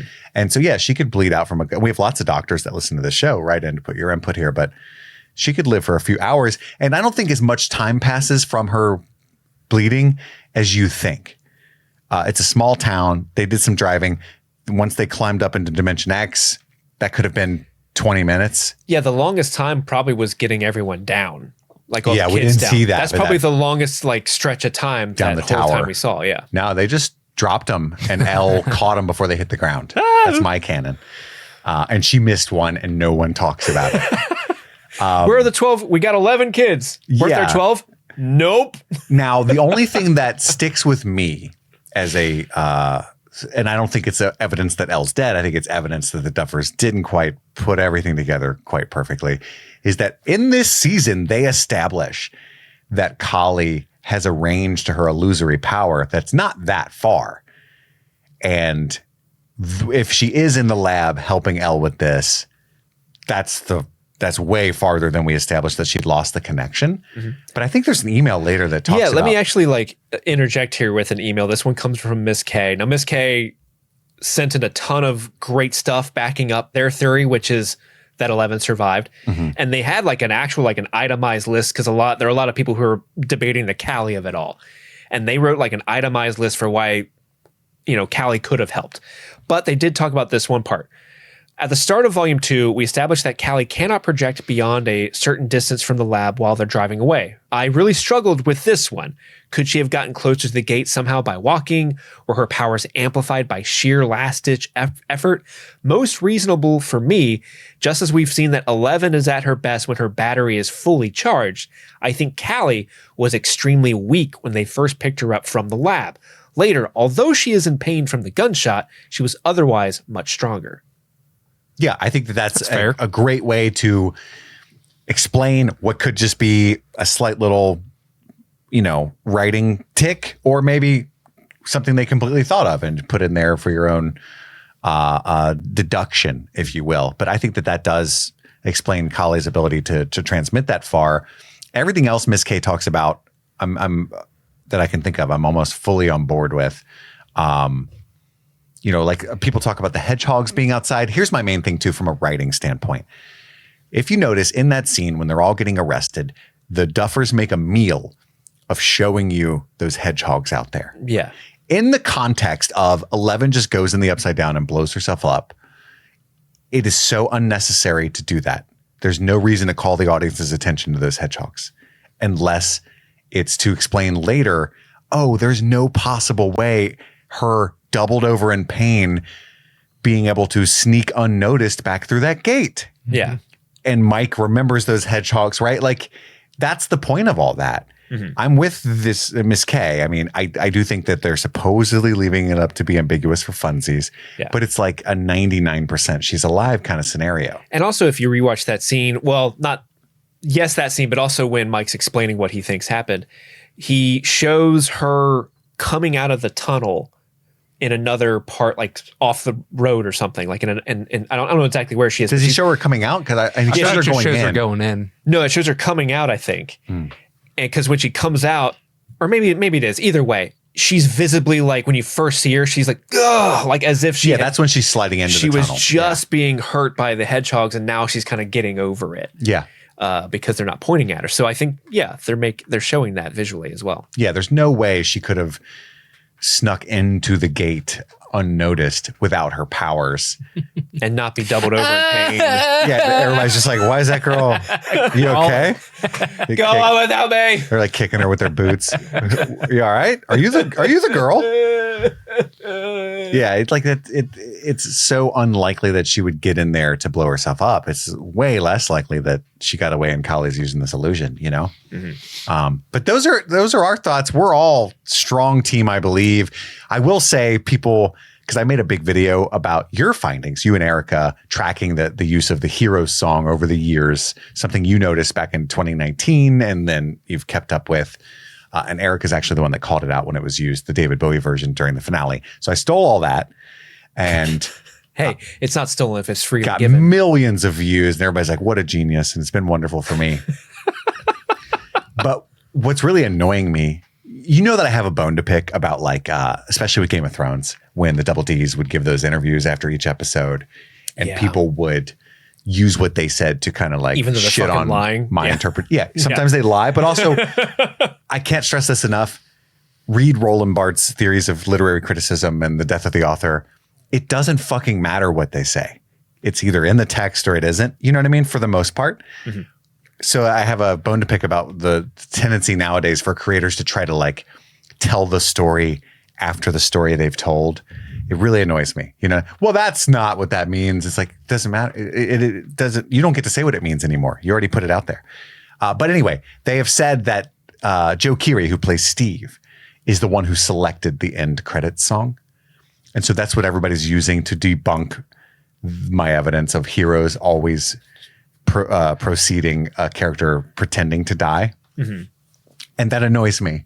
Because, like, first off, that tells you nothing. Yeah. Maybe they knew that 11 was alive, and so Joe was like, "Oh, use the Heroes one again." But maybe David that's Bowie the context version. Where he suggested it. Joe Keery's like me, and he's like, "Why are we using Peter Gabriel? Use the happier, David Bowie version. It works better." There's 1,000 scenarios with the information Joe Keery would have where he would still suggest that song. Also, in what world is it like all of Netflix and the Duffers are like, hey, Joe, what do you think it should be? You know, and like, okay, what he says goes, guys. You're hang a musician. On. Everybody, hang on. Joe. You're a musician. He is. Yeah. That's funny. Yeah, so that's a little annoying that people are like, I love that's a nice thought, but Joe Joe just happened to pick the song they've already used twice in the show randomly, and the Duffers were like, oh, fair, you know, not going with that. I'm not buying it. Yeah, I think two things can be true at once. I think it's still them signaling, doing their thing. Yeah. It's the people didn't really die song, and you're not gonna change my mind. Mm-hmm. Anyway, sorry, you have more reading to do from Grace. Isn't it your reading? I haven't been reading this, have I? I think so. Yeah, I read Jess. Really? Yeah, that's embarrassing. I'm like, fucking do your job, dude. Anyway, Kit Laser, you have more reading to do. This is the best word that I'm the best person for this word. Anyhoozle. Not sure about the spelling. You spelled it 100% correct. Mm-hmm. Thanks for actually making me look crazy when I laugh out loud in public when you guys say the most insane shit. I've really enjoyed catching up on all the episodes from Stranger Things, Last of Us, Severance, House of the Dragon. Hell yeah. Also, shout out Steve and potentially Andy and Kid. I haven't listened far enough yet for calling out the fandom for actually turning into rabid little evil trolls who decided they were going to hate everything before watching. There's a difference between criticism and just hating in bad faith. Thanks for all your work over the holidays, and I can't wait to watch Night of the Seven Kingdoms alongside you all. Happy 2026. Well, a few things there before we move on. Absolutely. Thank you so much. There is a difference between hating in bad faith and criticism. I want to be careful there, though, because a lot of people like will accuse any criticism of something that they love of being criticism in bad faith, and I don't agree that that's even often, much less all the time, the case. But I think with a lot of things, and especially Stranger Things and the internet, this does happen. I wouldn't even call it hating in bad faith. Something weird happens online specifically where people hate something they don't even actually hate. They hold opinions they don't actually hold. They steal other people's opinions. You know what I mean? It's like a shortcut to thinking. It's like, oh, I watched that. I don't know how I feel. First video I see that sounds cogent. This is now my opinion. And I'm not only going to hold this, I'm going to paraphrase this poorly in the comment section of every other video about this particular episode. And it just takes off like wildfire. People will just lock onto a piece of quote unquote evidence and parrot it. And it's someone that has to deal with every instance of this. It's very frustrating. I don't know if I'm making any sense, but it's like a specific kind of hell for me. But this show specifically, I think a couple of the cast members were very vocally against people who were trying to help people survive horrible war crimes and stuff. And so that, I think, very understandably kind of recontextualized the fandom itself and made people kind of want to root against it. Also, I think that there was so much animosity because it took so much time between seasons and everybody was kind of mad they weren't getting more of their fix. And so they're like, I'm not even going to watch the show. It's been so long. Look how old they are. And like, yeah, I think a lot of the people who hated the finale vocally said they weren't going to watch it, if I'm being frank. You know what I mean? Is what I'm trying to say. And so then they did, but they hate watched it. Mm-hmm. And there are a lot of like little holes and different kind of visual hiccups and corny lines of dialogue and somewhat bad deliveries or a bad take that they used to latch onto if you're really, really looking for those things, you know? Mm-hmm. So I agree with you is what I'm trying to say. I do think they watched it in bad faith. Especially the people who were like going to hate watch it no matter what. That's who I'm referring. Mm-hmm. Yeah. But there's also a lot of legitimate things to talk about. Mm-hmm. Totally. I just rewatched the episode. I think that the pacing of it is bizarre sometimes. It's like, let's move from point A to point B and let's pause and have a monologue. And let's move from point B to point C. Now let's pause and have a monologue. Mm-hmm. Like they definitely are aware of the fact that this is their last opportunity to squeeze as much out of this as they can. And they try to wrap up all these characters, which is very tough. Yeah, absolutely. There's no way to please everybody for sure, but there were people that were never going to be pleased to begin with. Mm-hmm. I hope that I know I stumbled a bit there, but there's just a lot of ideas I wanted to kind of get into one tiny thing. Like the Duffers. Exactly. Now I know their struggle. Oh my God. Steve, can you pick a song for my rant there? Ooh, yeah. I can. Good. Pound Cake by Thought Squad. He's going the distance. Andy, I think we've got some thoughts from Samantha you could knock out. Samantha wrote in. She wrote, "Hey guys, first time emailer here. Love your Stranger Things episodes. Thank you. Your episode on the finale really helped me process my own thoughts and feelings about it. I found myself mostly agreeing with what Kit, I think, said. Figures. And that you liked it on a macro level, but definitely saw the flaws. That was definitely Kit. What bothers me the most and bothers me more the more I think about it is Elle's ending. I never truly thought that Dr. K was as dangerous as the show wanted us to believe. As you guys said, Linda Hamilton was just not threatening at all. She has beautiful eyes. And also, the whole crew is captured by K's military, and yet not one of them is so much as imprisoned in the epilogue. If Dr. K was truly that ruthless, frankly, I would have expected all the main characters to be killed for having seen too much. Going into the finale, I was actually expecting them to discover some kind of MacGuffin that could change Elle's blood so that it was useless to Dr. K, but at the expense of causing her to lose her powers, this time permanently. Yes, this would be something of a retread of the end of season 3, but this season retread other plot points, i.e. Will's connection to the hive mind from season 2. That would leave Elle a choice, dying or faking her death with superpowers, or choosing life with her friends and loved ones as a normal, ordinary person. In line with the theme of friendship and connection being so important that was emphasized in the show, particularly the epilogue, I would have expected the gang to convince Elle that they'd rather have a living friend, even if that means her giving up the ability to do cool shit. Especially now, having read a quote from the Duffers about how 11 had to leave so that the other kids could move on from the, quote, magic of childhood. Wouldn't giving up the literal magic inside one of the kids accomplish the same thing? It also feels like the missed opportunity for an 80s reference / Easter egg. The book Matilda by Roald Dahl was published in 1988 and could have been seen in the epilogue. What happens in that book? A young girl who has an abusive family develops telekinetic powers, but loses those powers after getting adopted by a woman who loves her for who she is. Come on, it's perfect. I really don't want to be a hater. I liked basically every other aspect of the finale. The epilogue in particular was incredibly satisfying and well done. But best case scenario, Elle is living in hiding her whole life and can never contact the first group of friends she ever knew out of fear of burdening / endangering them. Just leaves such a bad taste in my mouth. And that unfortunately taints my feelings about the finale in 5th season overall, which I had some problems with. But generally, had been liking much more than the internet consensus.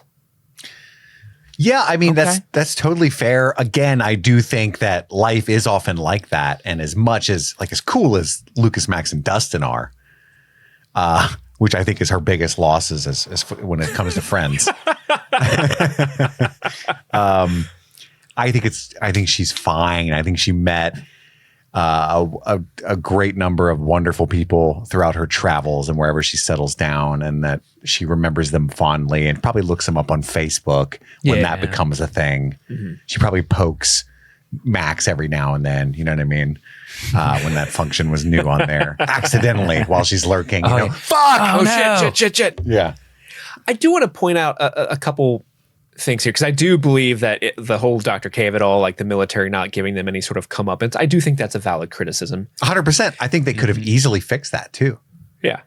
I think you just have to sort of, I mean, they definitely yada yada in the show, but like, I think you can even just add a little bit of something where Dr. K's hands are kind of tied, where they technically save the world because she has the plans of what they did. And maybe it's this thing where, like, she starts to be mean, but maybe one of the other soldiers that are like, hey, you're being real mean to all of us. Stop doing that. And you can't kill a bunch of kids in the town. Like, even that's too far even for the government, maybe. There's a bunch of stuff you could do. They could have had a lot of 80s ways to solve this that would have been really fun and satisfying. I would have liked to have seen Vecna kill Dr. K. I think that's the most karmic thing that could have happened with the powers that she's messing with, is some kind of upside down monster kills her, you know, because she was even like, she had those vines locked in there that she was torturing and to help them, like, manipulate them and stuff. And I watched a cool video by a guy named LP Longmire, and he fixed everything with quick little yada yadas. like the fact that there were no monsters in Dimension X, even though we know that there's Demogorgons up there. He's like, all they had to say was that he used all those creatures to make the personification of the Mind Flayer. The physical flare, yeah. But all they said instead in the interview was, yeah, they're there somewhere. Danny just forgot about the Iron Fleet. You know, it's just like this frustrating interview thing when all you have to say is something else, right? Mm-hmm. And with Dr. K, he talked about they could have just made some pact with Hopper because he had evidence of all of the pregnant women experiments, extremely immoral, illegal things that she was doing, and they just both agreed to go their separate ways. You might not buy that, but that's an easy, okay. That's probably something they did. Exactly. Within the history of the show. Yeah. They probably filmed it and cut it for time. Maybe. You know? Maybe. The other thing I do want to touch on in this email, because I've thought about this a lot, because I've seen a lot of people say like, well, why can't Elle just lose her powers? And to me, have you guys seen X-Men 97? Yeah. So spoiler alert for that show. I'm Andy shaking his head. I don't care if you spoil it. It's cool. It's not even a big spoiler. It's just a plot line that happens in the show. It's not a huge thing. But there's a moment in the show where Storm, X-Man, who controls the weather, loses her powers. And the show demonstrates what that would mean to that individual so beautifully, where it's like, it's if like you or I lost one of our senses, where now she can't feel the rain and the weather, and she becomes so depressed because she has just lost what is a function of her being. And in season 3 or in season 4, we see what Elle is like without power. She's depressed. That's not who she is. It's not surrounded by Angela, though. Who knows? That's true. but I think that contextualizes it for me. Where like I don't think 11 losing her powers is technically a good thing. That's like kind of it's like me without my dick. Yeah, it's like taking away Kit Laser's dick. He doesn't use it in public, but it would hurt him. I 100% thought that was how it was going to end, and it made the most sense to me to give her the opportunity to have a normal life. Now, we did see her in California getting bullied, having a hard time without her powers, but she also barely spoke the language at that point. And now not only that, but she was also mourning Hopper's death. Yeah, for sure. It wasn't just the loss of her powers. And that haircut, I mean, come on. That wasn't helping. Joyce wasn't doing her any favors. So yeah, I 1,000,000% thought that it was going to end with her not having powers. I kind of agree with Kit's potentially cynical view of like, hey, if she's still out there with powers 10 years from now, Billy Bobby B needs a paycheck. Let's make this happen. But I mean, it's still fun, the idea that she's out there with powers. I feel better about her being out in the world alone if she still has powers. She'll be okay. She can take care of herself. If she had no powers and was also out and about, I'd be kind of nervous. But yeah, I don't think that it would be a bad ending for her or like removing that sixth sense of herself in the same way that X-Men 97 did. But I see what you're saying. Like the fact that it's like losing a limb, a part of your being, that could be something to deal with over time. Like I'm sure Storm would have been okay eventually. Or I haven't watched it. Is she okay? Well, I mean, she gets her powers back. Okay. So yeah, she is okay. She'll get over it. She'll get over it. Mr. Empathy over here. Someday. She just needs to pick speaking herself of up by the X-Men, bootstraps. maybe she started some school for gifted children over in Sweden. Some youngsters over there in Sweden? Sure, maybe. I actually think about this though, like from a dark realism standpoint, like and like selfish and sophomoric as well. Think about this though. Like it's beautiful in that moment. I believe. Everybody's like, I believe, I right? Mike starts writing the stories. A decade goes by.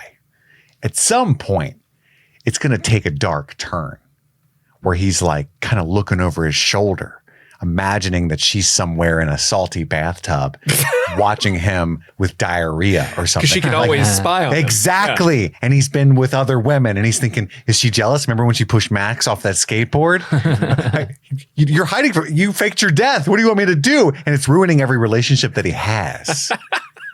You know what I mean? Can never escape. And so he has got to feeds his writing. He's got to So he's got to find an assassin to help give him some relief and hunt her down. Will's painting service. That's right. I heard you paint houses. Yeah, I need you to kill Elle. What? Why? because I can't sleep. Every time I'm gooning, I'm thinking she's watching. She's always watching me. It's like the ultimate clear your browser fear, you know? Yeah, that's what I think about. It's going to take a dark turn for him at some point. That's funny. Whose turn is it? Mine? It's Steve's, I think. Didn't he just do the thing? No, I think Andy just read that one. Finished. I'm unable to Samantha's. track who's reading. I do get your guys' voices mixed up. I found out what's going on with the audience. By the way, somebody wrote in and credited one of my jokes to Andy. Nice. And that hurt me. So I feel bad for you guys. How the tables You guys have had to deal with that turned. forever. I was like, I don't sound like fucking Andy. Plus, Andy could have never come up with that. Look at That it. lowbrow shit. Okay, this next email comes in from Kate. Hi, Steve and Kit. During the battle...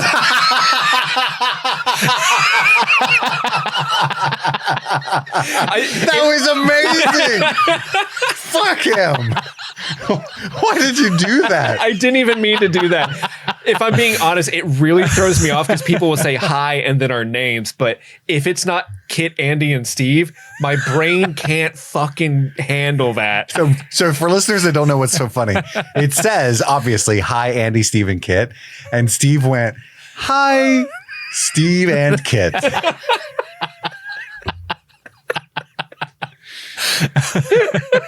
I'm so sorry, Andy. I didn't even mean to do that. Oh, fuck. My brain just It was worth short-circuited. it was worth it. Oh, Jesus. During the Battle of the Mind Flayer in the Abyss, the Mind Flayer makes a sort of distorted grandfather clock chime when it takes a hit, like when Elle throws the boulder at it and when Nancy starts firing at it. I wonder if it's part of the monster's normal vocalizations or if it's like a percussive thing that happens as it moves due to the shape of its hollow center. But anyway, could this be why Henry was so fixated on the grandfather clock in his house since he was possessed by the Mind Flayer and it sounded like the Mind Flayer? I like that. In past seasons, it seems they added the eerie clock chime in Vecna scenes, but maybe not just for dramatic effect, if that's the actual sound the Mind Flayer makes. Yeah, he's like a big old fleshy didgeridoo. Ding dong. I'm here. It's me. Don't squeeze me, I fart. Particles. Yeah. Don't trust a fart. They continue. Thanks for making these podcasts. I only started listening with this season, but I wish I had known of you guys sooner. Really great stuff. Kate, you know us now. Mm-hmm. We're so glad you're here. Yeah. That's a great thought. I didn't even catch that. It's interesting. You know, sound design can be very intentional. It can be very vibey, pun intended. That's why there were 12 kids inside the Mind Flayer, because he's like one big clock.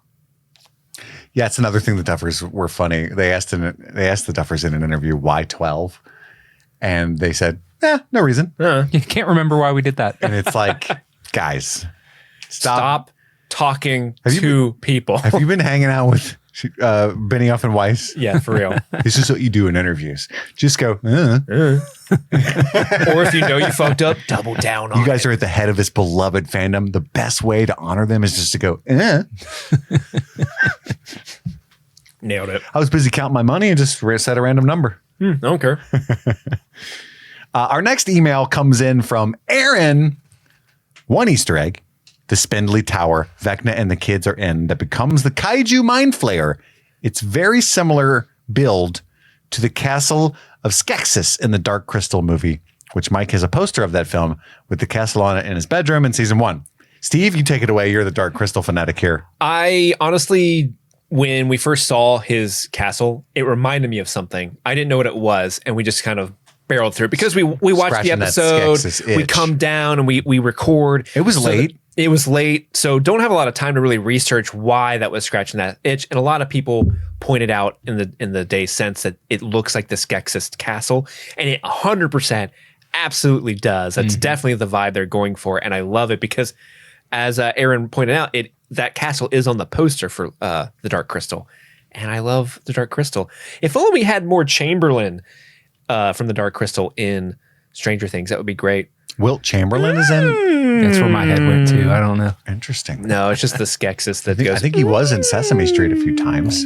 I don't like that, by the way. It's very kinky. Go look up people have edited all the times the Chamberlain does that in the TV show and in the movie. It's hilarious because it's just like 4 minutes of Yeah, it sounds like a good time. It is a good time. This next email comes in from Brad Pitt. I'm just kidding. It's anonymous. Oh, you have to read it like anonymous. Hi, guys. I've been really enjoying the coverage. I noticed some connections. Anonymous writes in, "Hi, guys. Been really enjoying the coverage. I noticed some connections and egos from this past season that I wanted to send your way. 1. Jonathan/Nancy. Jonathan asks, will you unmarry me? This feels like a reference to the Mad Hatter's unbirthday party in Alice in Wonderland, which is referenced by Holly's dress and a poster in Alice Creel's room. 2. When Erica drugs Tina's family and Tina is the only one still awake before Erica gives her the shot, she yells, 'Erica, help,' which reminded me of Lucas's scene at the end of season 4. It's true. Oh, I'll help. Help you go to sleep. Number 3. When Karen Wheeler sits up out of the bathtub in the fight with the Demogorgon, the mascara/makeup on her face looks just like the blood coming out of the eyes of Vecna's victims. Thanks. That's neat. With That is love, neat. Brad Pitt. That's right. Thank you, Brad. Loved you and Troy. Are you guys into Alice in Wonderland? Are you big Alice in Wonderland heads? I'm not a I've Wonderhead. seen it before. Are you okay? I'm more of a Lewis Carroll, the book kind of guy, you know, the original cartoon on acid. That's when I was a big fan. Hell yeah. When I used to do drugs. The Cheshire Cat Sure, yeah. with its smile. But why do you ask? I don't know. Oh, just random? Just because Are like you a I didn't fan? know like Some I people don't really obsess know what over the that unbirthday shit. party is. So it's like I don't know. This echo's kind of lost on me. I was just looking to see It's if you guys just knew a little silly bit more. word play that, you know, Lewis Carroll used to do for sure. Yeah, there's an unbirthday party. I think that's actually that one's probably a solid real ego. Yeah. Because there's a lot of Alice in Wonderland in this particular season. Nice. Steve, read the words of Jill. In the words of Jill, hi, Kit, Andy, and Steve. Kit and Steve. Happy 2026. First off, I just want to say how much fun I've had listening to you guys cover Stranger Things over the years. While I'm definitely sad that chapter is coming to an end, I'm also excited, as always, for everything else you put out. I love the show. I love the live show. Thank you. Aw. And appreciate all the work you do for us listeners. Now on to Stranger Things and The Rock. Not Dwayne The Rock Johnson. Although, honestly, if it was Dwayne, at least I'd understand how it got there. While listening to your coverage, you mentioned that there would be people asking, where's The Rock come from? And hi, it's me. I am that person. I totally agree with Andy that for a casual viewer, it doesn't really matter where The Rock came from and that the show gave enough information, but I know we're not casual viewers. Even though I haven't seen the stage play, it is my understanding that The Rock is a new and unique plot point. My question and possible issue is, how did the scientists actually get The Rock? We're left to assume that Brenner or Brenner's dad or a Brenner adjacent menace somehow entered Dimension X, got The Rock, and brought it back. But if that's the case, doesn't that mean someone would could theoretically replicate whatever was done to get into Dimension X in the first place? I only bring this up because whether or not you believe Eleven is truly dead, she very clearly sacrificed herself to stop all of this. But if it all started before her, how can we really know that no one will ever find a way back into Dimension X again? Thanks again for everything you guys do, and here's to an even better year. Happy streaming. Excellent points. And to answer you, yes. It does mean that somebody could replicate this. And it does mean that if that happens, it'll all have been for naught in a weird, sad way. And that is the danger with IP and spinoffs. They often pollute and dilute the original stories that came before. And I think that that's what's going to happen here. There's going to be a spinoff and they're going to bring Elle back and they're going to not ruin all this. I'm not one of those dramatic guys, but because I'll always have this no matter what happens. But yeah, it will feel kind of weird if we get 13 iterations of this and it's all still going on because what did they go through all that for then, you know?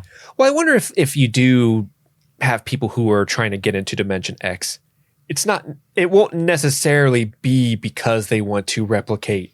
It could be an accident. The super soldier program with 11, you know, Sure. It could be an accident. It could just be for the sake of exploration. It could be for a lot of different reasons. So, because 11's sacrifice is to stop Papa's numbers, that program. And who's to say that if they do more spinoffs with Dimension X, in the future that it's going to be about that program and not some other sort of otherworldly, fantastical, science-y thing that Dimension X could also bring about. I think you're 100% right there. I think that's a very charitable and wonderful viewing, and they could do something completely different that is also technically related to this rock or these powers. And there's We're going to make us an army of Demogorgons. Other decades of horror to explore. They're going to do the thing they've always wanted to do with Jurassic Park, where it's like, why don't we take human DNA and splice it with Demogorgon DNA? That's a great idea. Oh. You know how they're always like, every failed Jurassic Park sequel has been like, what if we combine dino DNA with humans and make super soldiers? And everyone's like, we don't want that. Stop trying to make that happen. Just give us dinosaurs, please. Yeah, that's all we want. It's Chris Pratt and Eleven reuniting after Electric State. Oh, no. For the Stranger Things spinoff. And he's like clicking every time he goes near Elle. And she's like, what? She's so intrigued by it. Call me Blue. You're my boy, Blue. But yeah, great email. You're 100% right. I didn't watch the play. I skimmed it. And so I think you're right that Doc Brenner's dad must have had that rock in his ass or something.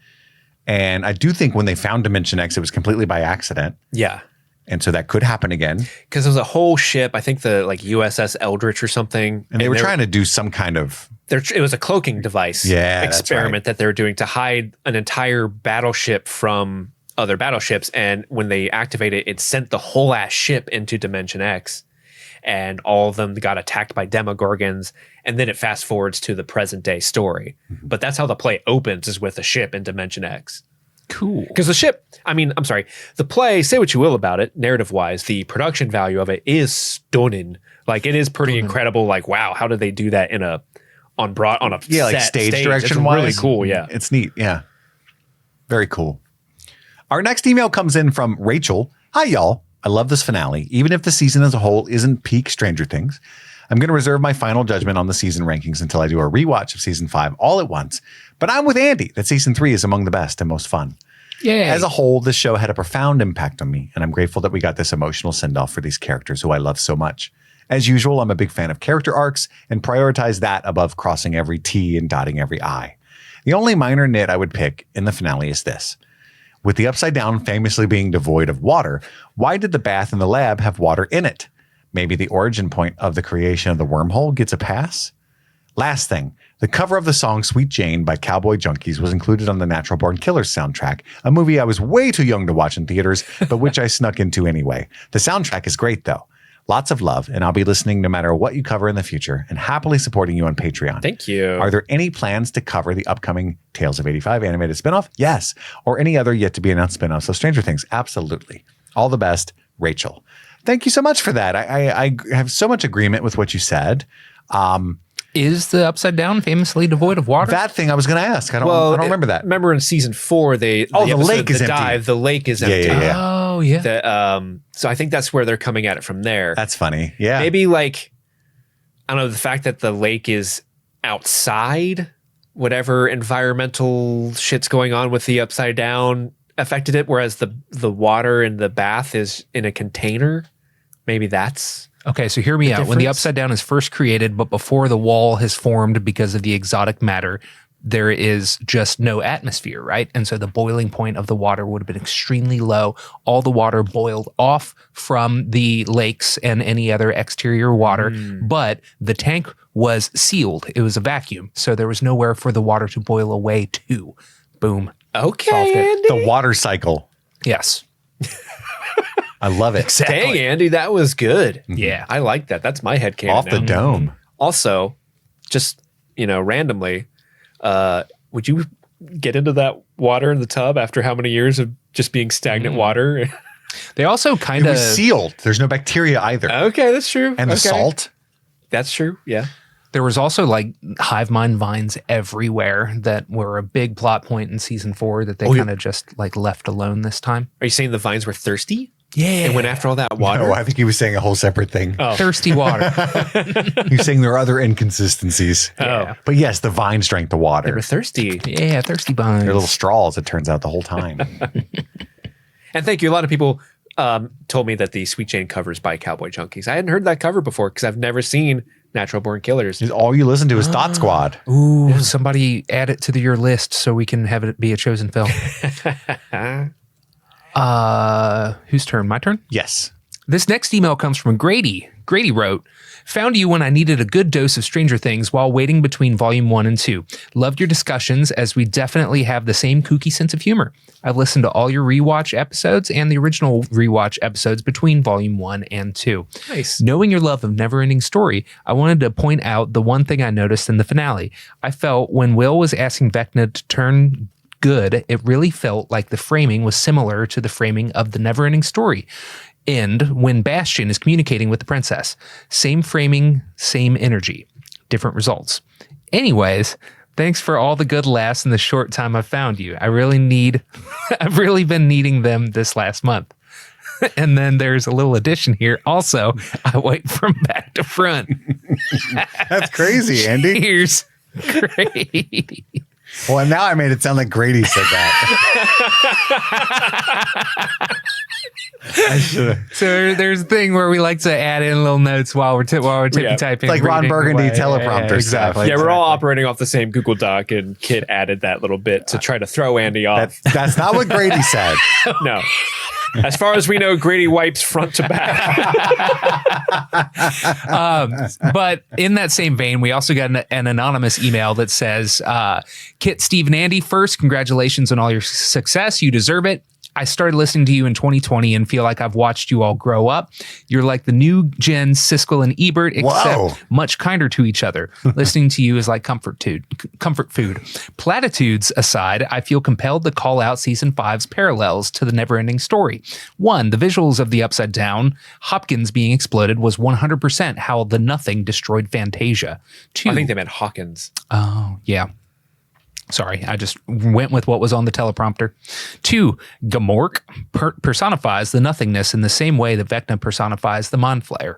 3, not season 5 specific, but worth pointing out, the Neverending Story was about a geeky kid with a terrible bowl haircut who went, I almost said bowel, terrible bowel haircut, who went on an adventure where he found friends, was aided by a magical being, and found courage, self-acceptance, and joy. Yeah. If that's not Will, well then. 4, main character in The Neverending Story was mourning the loss of his mother, and there's a theory that the whole movie was just his imaginative way of dealing with his mother's loss. Similarly, there have been theories that all of Stranger Things was the made-up D&D campaign Mike wrote to help him get over the loss of his friend Will, who just flat out died in season 1. Your pods make viewing content so much more enjoyable. I can't believe Stranger Things is at the end of its run. But if there's a spinoff, please cover it. Please, please. You 3 are such a treat, and I really love listening to you. No. I love all the Neverending Story bits. And we actually got a surprising amount of emails comparing the show to Neverending Story. Absolutely. Yeah. I watched the Neverending Story maybe like 2 months ago. Mm-hmm. And yeah, like everything that they're saying tracks, like especially the princess and Bastian talking at the very end. It is framed very similarly to Will and Vecna talking at the end. And I just didn't catch it in just being in the glow of watching the show for the first time, you know? I haven't seen it since I was a wee tot. I don't remember. Bastian.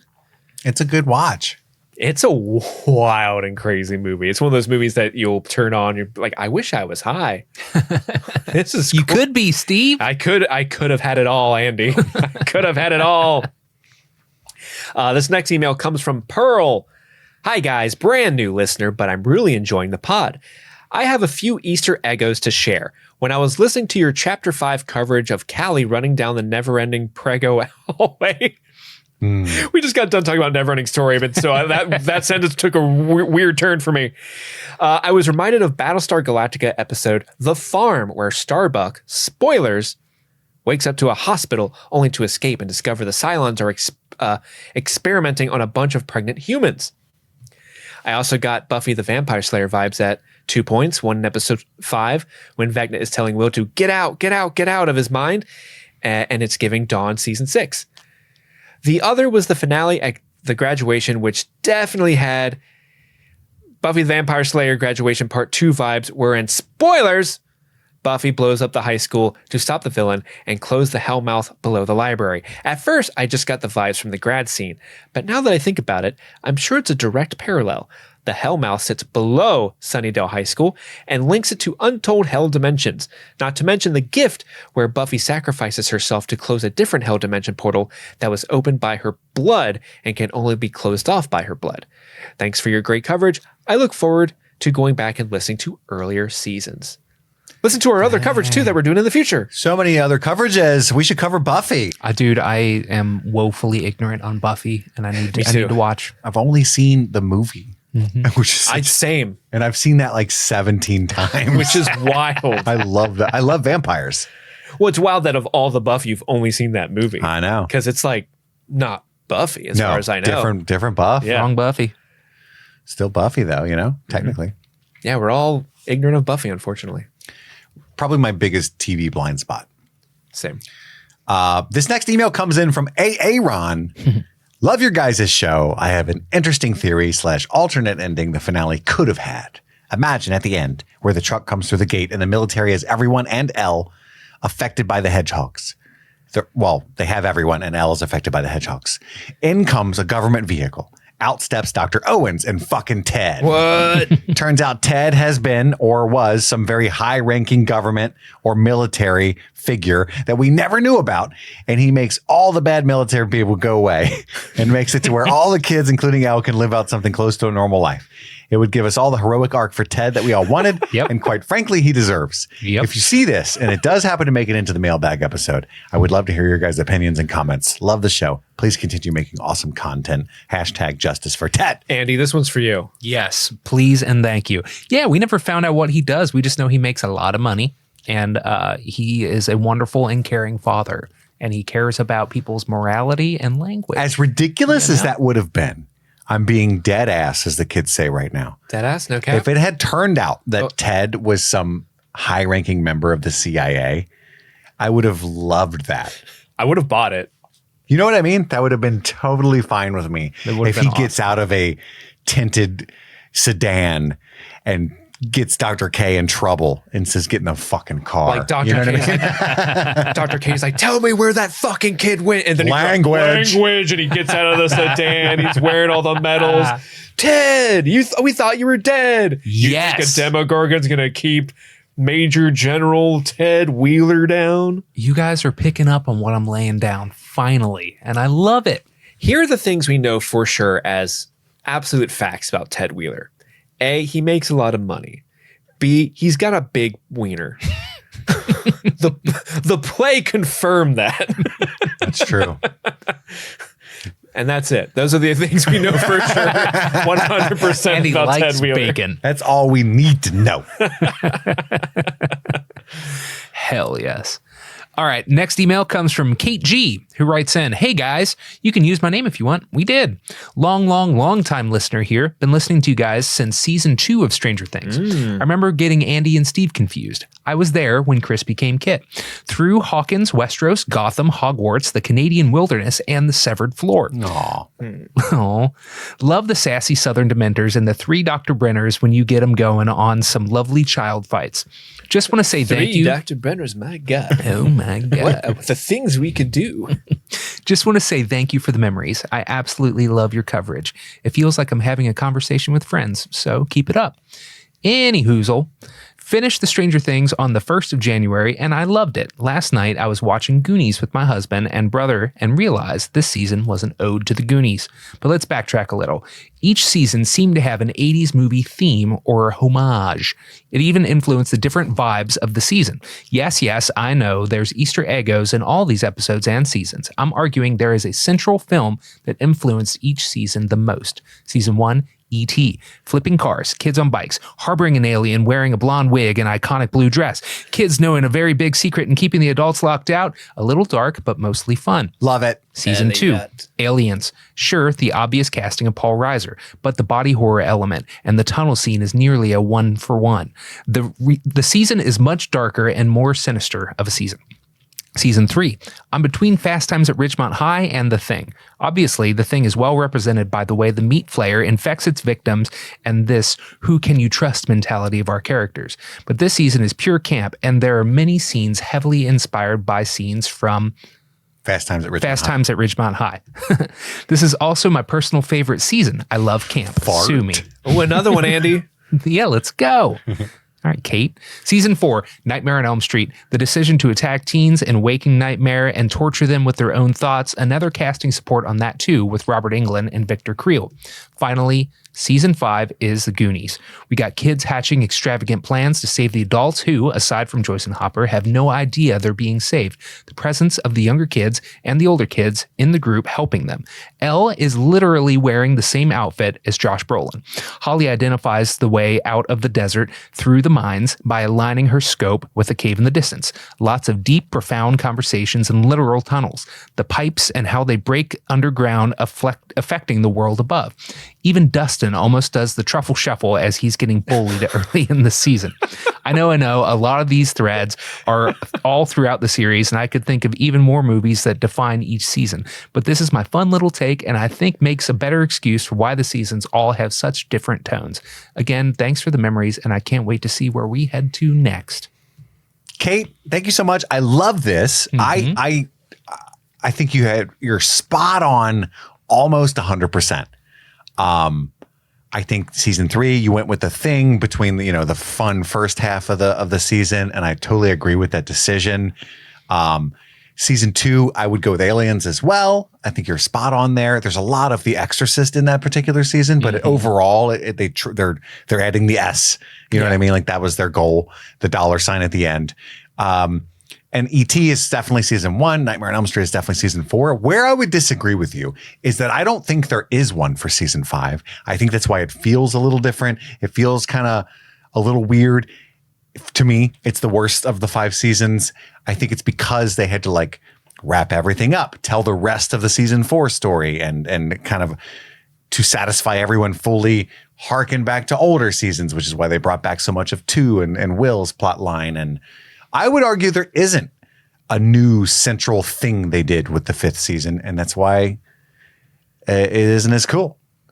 I think for me, if this isn't even an 80s movie, to me, season 5 has the most Return of the King in it. Just the way it's all the characters coming together to end an epic tale. Yeah, totally. And then structurally, it has a similar epilogue ending. There's Mr. Clarkson there throwing out the melons, right? But I think Goonies is a good pick if you're going to pick one from the 80s, for sure. Yeah. So great email. I thought that was so fun to think about. It's been too long. Didn't we cover Goonies? We did. That's the last time I watched it. What was that, 2-3 years ago? You due for a rewatch? I think so. It's been a while. Do it. His annual Goon? Don't like that. Got to get one in. Oh my gosh. Okay. This next one, we got a lot of emails from people who were talking about where are the Demogorgons in Dimension X. We kind of touched on it a little earlier, but Alex G, I think, submitted this email. I think it's a good theory as well. They write, "Dear Steve, Dirty Mike, and the boys, been listening since season 3 and still haven't left." What a miracle. Thank God. It's been a great ride and almost surreal that we're at the end of the show. Thank you for bringing joy to my ears for the last 6 or so years. Today, I wanted to share my theory of how the spider flayer came to be. As you guys have noted already, the Upside Down feels extremely empty this season. We don't see one single bat like we did in season 4. We do technically, they're just in the background. And the only Demogorgons or Demo dogs we see are the ones Vecna is controlling, which seem to be in smaller numbers than prior seasons. Additionally, it seems we're led to believe these creatures are native to the Abyss. What if the reason we're not seeing them in the Upside Down is because Vecna and the Mind Flayer have rounded up every single one of them to create the Spider Flare? To me, this would make the most sense given that they did the same thing in season 3 to create the Meat Flare. They broke down human bodies to create a physical form for the Mind Flayer in the human world. I think they did the same thing with all the Demogorgons, bats, and whatever other organic life they could get their hands on, giving us a giant Demo meat kaiju. Which would also explain why we don't see any of them in the Abyss either. Curious to hear what you guys think. Thank you again, from Alex G. That's my headcanon. Yeah, I talked a little bit about this. I jumped the gun earlier. Alex, sorry about that. But yeah, that's all they had to say, and it would have been great. So that's what I'm going with. Them saying, "Oh, they weren't expecting an attack," is just kind of silly. But I mean, it makes sense to me because, like, in Vecna's mind, like, how would they get up here? It's really tall. They can't Mario jump up here. That's dumb. I mean, that does, but they're native to that. Like they're saying, like it's. You wouldn't just run into one, you know, and it would have been thrilling to see them run into one. And sure, they would have I'm had to deal with just it. saying. To me, it's not that. Like while we were watching the episode, I actually never had the thought like, "Where are the Demogorgons?" No, me neither. Because, like, to me, like, who knows how big Dimension X is? Like when I step outside, you know, we're currently in Ohio. If I step outside, I'm not going to be like, "Where are the Buckeyes? This is the Buckeye State. Where the fuck are all the Buckeyes?" You know, that's not. They're there, though. They're somewhere. No, but for a lot of these plot holes, they don't actually bother me. I just wish they had done something like this to quote unquote fix it so that I didn't have to hear about it. Mm-hmm. You know what I mean? totally. Anyway. Next email from Joe, who wrote in, hey, hotties, just finished the finale, all sobbed out. They really did stick the landing. I wanted to express my appreciation for your coverage of the controversial episode 7. Seeing the mass bashing over Will's coming out took me by surprise, and your authenticity greenlighting felt like such a gesture of support. There are elements of loneliness that non-queer people can't fully understand, and your instinctive response to the scene, not making a big fuss over it and simply being touched by the content, was ever so empowering and validating.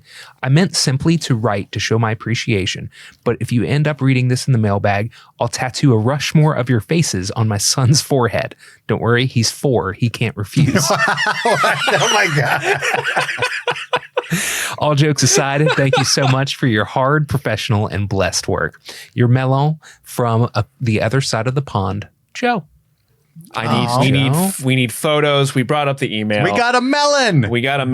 Now we need a Rushmore on that child's forehead. No, don't do it. I want to see the artwork. Let the man cook. I'm not co-signing it. Let the man cook. I'm glad you appreciated that. We were all a weeping mess during that scene while we watched it together, the three of us and Steve's wife.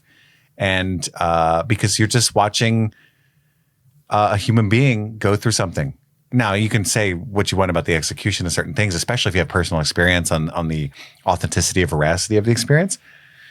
But in general, it's just, I think empathy is just a key component of enjoying stories. And I feel bad for people that don't have it. I feel more bad for people around them. But you have to be able to put yourself in other people's shoes. You have to be able to experience things you could never imagine experiencing vicariously, to learn things about yourself and grow as a person, but also just to enjoy the premise of stories in general, right? Like, oh, he got shot. Ow, that must hurt. I'm feeling, like on a macro and micro level, empathy is the most important quality in enjoying a story, Otherwise, I would only watch stories about anxious dorks. And home movies. Yeah. Home movies. I remember that. This is a good story. That was a good time. Yeah. So yeah, awesome. Thank you so much. This next one comes in from Sophia. Hi, Kit, Andy, and Steve. I'm Sophia. Longtime listener since your Trop Season 1 coverage of The Rings of Power, and first-time emailer. My contribution to this mailbag episode is that I want to know how you feel about Mike not saying, I love you too, back to 11 in the in-between. Or did you even pay any attention to it? I never cared about who ends up with who, but this summer things changed when all the Byler videos started appearing on my For You page on TikTok, and it got me thinking. You already dove into the subject in an earlier episode with Frankie, and I love you for that. But back to the final episode and my question, it felt really weird that Mike and Elle only had a couple scenes together the whole season 5, especially after season 4, where a huge part of Mike and 11's plot line was Mike not being able to say, I love you to Elle, not even write it in his letters. So it really infuriates me when they don't make him say it at the end of the final episode, and I can't help but wonder why. Why was it so huge last season and now seemingly forgotten? What do you guys think about that? That's a good point. Although, there's so much emotion and I think that the I love you came out in the kiss. You know what I mean? Whether he vocalized it or not, I think she knew. Mm-hmm. I don't know. That's how I feel. I think that's fair. And I also think in the context, so you're totally right to point this out. It's something that I didn't notice. But now that you say it, they did make specifically his inability to say, I love you, a huge kind of growth arc for him in the 4th season. And so for her to say, I love you and him not to say it back, ooh, that's awkward, right? Yeah. We're back here. But I think in the context of that scene, in that moment, for him to say, I love you too, is a goodbye that he's not in that moment accepting. No, don't do this. You know what I mean? I'll tell you later. Let's go. Like kind of thing. In my memory of the scene, at least that's my response, is like he doesn't want to put the period on that sentence. Yeah, she's leaving. He's thinking she's going to go die. Yes. And he's trying everything to get her to stop. And by stopping and saying, I love you too, in that moment with the emotions that he's feeling and that they're both going through, that would be him co-signing what she's doing. And he's not down with that. He doesn't want her to do that. Yeah, like if my wife, whom I love more than anyone on this planet except my son and daughter, was like, I'm going to go blow myself up so that the military doesn't get you. First, I'd be really confused. I love you. But if she said that and was like, I love you, I would not say, I love you too. Say, I know. I would say, you Han Solo her. Don't do that. What do you know what I mean? Like it's more of a panic in that moment for him. Totally. I think is what that is. Yeah, and I think you one of you alluded to it, but the performance that Finn's doing in that scene communicates all you need to know, I think, about how that character feels about 11, because just the way he's ferally screaming for her and telling her not to do it. Well, just feral implies, has a different connotation, especially to Gen Z. But I know what you're saying. He's like, just unhinged screaming, What right? does feral mean to Gen Z? It's like a little horny. Like, okay. you know. Well, there's probably some of that in there too. I also think, again, I say this a lot. These people are so young, you know, and like, I don't know how much emotional, what's the word I'm looking for? Maturity? No, because I mean, there's that, but it's not just that. It's like there's a depth of introspection and honesty, self-honesty that people want these characters who are 16 to have. Sometimes that's, you know what I mean? When I was 16, most of the people I knew struggled to express themselves in any way. You know what I mean? Especially when it came to matters of love. You know what I mean? It's a very awkward, scary thing. And then they've got all these extra supernatural circumstances and stuff. And I think that in the moment when you're that age, the romance is so powerful and so real. But also like, can 2 weeks later be someone else even stronger? You know? Like I was obsessed with people that barely knew I existed. You know what I mean? Yeah. And like I can remember crying so hard because someone didn't acknowledge my hello that I was like gonna puke. You know what I mean? Or found out they were hanging out with a friend of mine. They were out they were bowling or something. Ah! You know what I mean? Just like, Andy, why'd you go bowling with this is them? never gonna be okay They again. invited me. And then like I was like fine a week later. You know what I mean? Yeah. That's a rough age. Emotionally, you're all over the place. Yeah. And so it's like, oh, they didn't stay. Vicky and Robin didn't stay together, and I'm like, no, you know, of course They're didn't. too similar. I don't know, but yeah, great for pointing that out. It's something but it is wonky in retrospect for sure. They finish off. Anywho, lastly, I want to tell you how much I love you guys and your podcast. You must get tired of hearing this constantly, but I hope you all know that you do make a difference in people's lives. We never get tired of hearing that. You have been my comfort show for many years, and it's guaranteed every time I'm having a tough time or a shitty day, listening to you three always calms me down.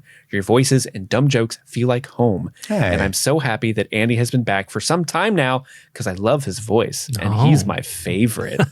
Thanks, Sophia. Have a great 2026. Love, Sophia. All right, we're And probably Andy didn't even add that on the teleprompter. I didn't. we're probably going to remove this email, Even from the though he episode wipes now. front to back. Back to front. Oh no. Ruin the joke. But yeah, in summation, Mike was a piece of shit through most of this show. Yeah. A lot of people don't agree with that, but we made fun of it the entire time. He was great in season 5. It's a miserable just fuck. by being chill. Yeah, season 5 was like the return to season 1 Mike. A lot of people thought he was like really poorly written in that season 2 from the fandom that I saw. And I'm like, Season 5? yeah. Really? Probably because he wasn't being a miserable fuck. Yeah, they're like, oh, this isn't him. Where's my cantankerous asshole? He's being like supportive and shit. He wasn't a great boyfriend or a good, like, I don't know what you would call him to Hopper. Son-in-law is a little strong, but yeah, it was. That actually brings up a good point. Like, I was thinking about this about Mike specifically, is the way his character ends. Yes, he was way better than he's ever been in season 5. But the way his character ends makes me think of like he's a person who was a kid this whole time. Sure. Made mistakes. He was selfish because he was a kid. Mm-hmm. And he's just now getting to the part where he's realizing that. And there is some guilt there, but there's also growth where he's like, no, that's not what I want to be and who I want. Because he's like giving his mom a hug and being nice to her, like, Mom, shut the fuck up, bitch. Get away from me. He's not doing that. Yeah, he's finally nice to Karen. He's finally at that point emotionally where he's becoming the person that he's supposed to be and not a little kid. Mm-hmm. And I do like that they end him at the start of this journey for him, whereas other characters in the show got there much sooner than he did. Totally. Yeah. Emotionally. Well, we can't all have the wisdom of Lucas's parents to guide us. You know, he had Ted for his idea of manhood. Yeah. Just want to point that out. He had the card stacked against him for a while. Secret Agent Wheeler to you guys. That's right. Our next email comes in from Christine. Hello, all. Just discovered the podcast with your review and recap of the finale. Wow. Oh, welcome. Brand new. Watched all 3 hours and loved it. Great stuff. What a trooper. First episode is a 3-hour one. And maybe watched on the YouTube. That's Dang. crazy. Now that all of the characters' journeys have come to an end, is there one arc that you particularly relate to and or one that you are most moved by? Thanks, Christine. Ooh, good question. Wow. That is a good one. One arc that I'm most moved by? Well, I mean, Steve, you said Will, did you not? Or yeah, I mean, obviously, you know, I'm straight, so I don't have that aspect of Will's growing up. But for I was thinking of them. The Lonely Island making fun of Macklemore's. Not gay. Sorry. But I'm coming from like, obviously that's not my experience. So, Sure. but like the fact of growing up and feeling isolated from your friends and peers and family and not being ready to let go of your childhood, and especially like his arc, like through like season 3 and a little bit into season 4, like I just really felt something for that kid.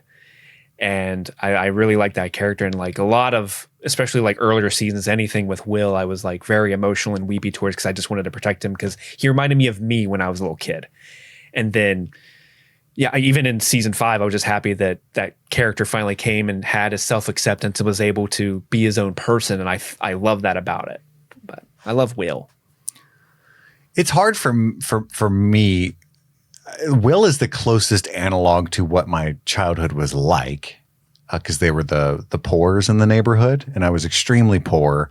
Didn't have any friends until late middle school. Really, I started talking to Andy in elementary school, but I think he was more like just a nice guy, and I was a friend of a friend who was just my neighbor to Andy. But that's not true. I feel like we became friends towards the end of 5th grade. You think so? Yeah. Well, I'm glad you think that. I remember a teary-eyed goodbye in 5th grade. I have self-doubts, you know? I always think people hate me when I leave a room. And I don't talk about, I have a wife and children, but my sexuality is more fluid than I think a lot of people who are mean to me about my opinions think. Well, you're just a flannel wearing, like, not true at all. Everyone who's ever met me and been mean about it has thought I was gay and been mean to me about it. I don't know if there's anybody I relate to. Like, there's no one-to-one for sure. Yeah. But I've always been, I was a nerd before being a nerd was cool, and that was painful until it got cool. Kids these days don't know how good they have it, man, where they can just play with a lightsaber outside and somebody will drive by and go, fuck yeah, you know? Is that a lightsaber? That they is pull out their not own. the word they said screaming at you in the 90s at all. Yeah. So many of these arcs are great. Honestly, I think Hopper's moved me the most. I have a lot of daddy issues. My dad was a gruff, mean guy who had a lot of trauma and didn't know how to express it. And as somebody with a daughter and, well, 2 children, but a daughter, I've said it many times on the show that his struggle with, I'm going to cry. That's fucking stupid. Do it. Let it out. His struggle with Sarah moved me. So I cannot imagine. It's weird having I love my son so much, but like my daughter is like my joy. You know what I mean? Like there's a different, like when my son, when he was like 4 and he would fall, you know, it's like, oh, you okay, buddy? Get up. You know what I mean? Like, but when my daughter like does any, like bonks her head on the door and it's her own fault, you know, I'll be like, oh my God, get that screwdriver. We're getting rid of this fucking door. You know what I mean? It's just a completely different thing. I have a vendetta against all doors now. I hate the band. I can't watch Hodor ever again. Like he's too friendly with them. You know, it's a different thing. And so the idea that I can't even fathom it, dude, if she had like, if I lost her to, you know, I also have I'm in recovery. So Hopper's whole thing, weirdly enough, I identify with a lot as a recovering addict, and I'd be toast. And I commend Hopper so much for even holding down a job and, you know, chief of police, being slightly respectful to Flo, you know, coffee and contemplation. Nah, dude, it would be heroin and Jim Beam for me, for sure, if anything happened to my babies. So, yeah, I mean, that's my answer. Andy? Right on. I think I identify most with Dustin, just the smartest of the group. All my friends are just so far below me intellectually that I just try to lift them up. And, you know, honestly, I think that I identify most with probably Lucas's arc, particularly in season 4, where he's navigating, like, trying to fit in, doing the sport ball thing, but also being a nerd at heart. And like, how do you mesh those two worlds? I've always been somebody that has like very, very close friends. And I think because I'm a good friend that I attract other good people in my life, but I have these different friend groups that are wildly different from each other. I am by far the most sportish one of the 3 of us, but I have groups of friends that are my sports ball buddies, you know what I mean, that you guys don't even know or interact with at all. Who the fuck are these people? And then I have my music friends, and, you know, I go and I jam with them, and like I have other creative endeavors completely separate from this podcast that are just, let's, you know, go do that thing. And then I have you guys, and you guys are my party. You know, you are the ones that I want to merge those worlds in and have it all be one beautiful thing. But yeah, I think that Lucas's navigation of that and like trying to fit in and pursue other things that he enjoys, but also be his own person and stay true to who he is within his nerddom. That's what I think I identified with the most. That's nice. A good answer. Yeah. You do have a lot of disparate cliques. Yeah. You know? And cliques disappear as you get older, but for sure. You do still have them somehow. Yeah. Absolutely. Because there's like just a good dude. Yeah. Well, that's obvious. But I just mean like, yeah, you do have a lot of different little elements of yourself that you get to outlet with different groups, and you can see that come together like at your wedding and stuff, you know? Mm-hmm. Yeah, absolutely. Smoking cigars with a bunch of sporties and stuff. I was trying. That doesn't seem good. I was like, what's up with the balls, man? And he was like, what? And I was like, oh, sorry. I was trying to make conversation. How your balls doing? No? Is that not? No? And you slap him on the ass. Good game? Good game? GG? Stream Fiends, it's December, the month of twinkling lights, year-end reflections, and a calendar full of absolute chaos. But before we wrap up today's episode, we want to give a huge thank you to everyone who supports Streaming Things on Patreon. Whether you're tossing in $1 or going full super patron, your support means the world to us, and it keeps this show alive. But as always, we want to give a special shout out to our super patrons, those amazing folks who contribute $25 or more each month. You go above and beyond, and we are endlessly grateful. So thank you to Aaron Armstrong, A.K. Ashley Ray, Albus Stinkpot, Alexis Adler, Anthony Corona, Apple of Andes Az, Arson Wells, Ashley Powers, Loft Pum, Brett X, Brianna Williams, Kaylee Sampson, Daniel Pack, Elbander, Emmy, E. Scramo, Haley B, Hootie Hoo, Jay Rich, Jeanette Murphy, Jen Robinson, Jer, Jim E, Joe True, Joe Velez, John Collins, Josh Stitch, Jay Scramo, Just Liz Calabria, Justin, Jadinklage Morgoon, Kalisha Reeves, Katie, Lady Trashley, Lil Tickler, Mandy Joe, Maddlestat, Mitchell, Narvel Toughnuts, Nice Guy Eddie, Paula Garcia, Peaches, Rabbit Dog in a Barbie Car, Rebellious Angel, Sean Callahan, Sean Myers, Sun Loving Mortal, Suzanne Road, Susie Callahan, Svento7, Taloon, Trisha Bueller, Upside Down Canuck, Xander Barbarian, Casey McCain, and Enza. Thank you all so much for supporting the show, and let's get back to the episode. Let's see. Next email comes from Andrew. Hey, dude. Keep the name proud. Great pod, guys. I really enjoy the show and your banter. Thank you. How long do you think it took for the Turnbows to be rescued from being tied up back at the farm? They're dead. Yeah. They're 100% dead. Delightful Derek was adopted by the Wheelers. That's why he's always with Holly in the epilogue. People talk about Dr. K not arresting Hopper and Nancy for murder and stuff. What about Erica? Right? Who injected, I forget her name, but the elder Tina Turnbow. That's right. Yeah. Yeah. Yeah, and you can't yada yada that away with like, oh, government's trying to hide something. Maybe they worked out a deal. No, the Turnbow's like, no. Our house was destroyed. Where's that girl? Our house was destroyed. We were all poisoned and drugged by pie. They're not going to trust a pie again. No, never going to eat that Indiana. The Sinclair's got to move.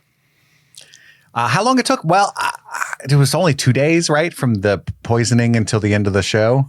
Only 2-3 days. 2 days. So within that time. They died from dehydration. I can tell you, I've taken that amount of sedatives a few times, and they were out for 8 hours at the most. Totally. If they're lightweights, 10 or 11, they woke up feeling. They woke up, hit up the ATM, and went and got some more. Yeah. They hit up Vicky. I heard your girlfriend has the hookup. And we know that at least Derek's mom parties, because doesn't he like? My mom's taking what's the drug that he says? Well, she has Valium for when she's stressed. Yeah. So she's not a lightweight at all. She snorts them from time to time as prescribed. But that's got to be because Hawkins is a pretty small town. If the Sinclairs are still there and the Turnbows are still there, that's got to be some weird. They got to run into each other sometimes. That's got to be awkward. Like, oh, hey. Remember when your daughter injected me, my daughter with? I couldn't believe anybody came back even after all this to Hawkins. It's like, come on, guys. But until Steve talked about the property value, so I was like, oh, yeah, they can't sell. Who are they going to sell to? And then you're going to buy there because it's like, oh, fuck it. This is 20 grand for a 4-bedroom. Let's go. Hell yeah. Totally believable once we got to that point. Mm-hmm. The next email comes from Jarrell. I hope I'm pronouncing that correctly. Hey guys, just started listening to the show at the beginning of season 5. What a ride. You guys are great. Love your personalities and your approach to reviewing Stranger Things. I really appreciated the listening digestion after watching each episode. I know you already ranked or are currently ranking your favorite seasons. Would you mind ranking your favorite season finales? Ooh. And I've got ahead and listed them here. We have in order: The Upside Down, The Gate, The Battle of Starcourt, The Piggyback, and The Right Side Up. Wow. Okay. I'm just going to shoot from the hip here. I'm going to say number 1 finale, The Right Side Up. I think that it stuck the landing in the best way possible. Number 2, Battle of Starcourt. Super fun. We got the never-ending story. We got the big firework battle in the middle of the mall. Super fun. Number 3, I'm going to give The Upside Down. I think that ending on that mystery, it was a perfect ending. And if the show had ended there, then great. We don't need it anymore. You guys stuck it back then. The fact that The Right Side Up epilogue mostly aped The Upside Down, it did so for a reason, because that was a perfect ending. And then I would put The Piggyback. It was great. It earned its runtime. We got awesome Russia shit happening and the shit happening in the Upside Down, there was just a lot of spinning plates, so it was easy to get a little lost. And then finally at the bottom, I would put The Gate, just because the other ones are better. Andy, that's a 1-for-1 what I would do. Nice. Out of all those, The Gate is the one that because all of them are great. I love all of the season finales. Yes. They're phenomenal. The Gate's the only one I remember thinking at least there was one part where I'm like, oh, that felt weird, which was the like, use the power of hate 11. Oh, she did it. She closed the gate. I just remember that being so like, oh, I thought we were going to do more of that, but we're not. Although The Gate has the snowball, and that was the most wholesome thing. It does. It does have the snowball, and it's got Hopper up there. Yeah. Protecting her while she's doing her thing. All these episodes are like, this is very difficult. 9 out of for 10 me. or 10 out of 10 episodes for sure. I would put the Upside Down pretty high up there because I think it's the perfect ending. It could have been the perfect ending for the show. I might have to go. This might be controversial. I might have to put I put The Gate at the bottom. I love the snowball. I almost put the Right Side Up at the bottom, but I would put it second from the bottom because I love the epilogue. It's one of my favorite things ever. But I think there's a lot of things they could have done better with season 5 in general, and thus the finale. You know, sure, that's a good point. The Battle of Starcourt is so fucking awesome and fun. And it has that Hopper letter at the end. It does. Okay, so I'm going to go The Gate, The Right Side Up, The Battle of Starcourt. This is controversial. The Upside Down. I'm going to put the Piggyback at the top. Wow. I fucking love that finale. Piggyback's great. You got Master of Puppets.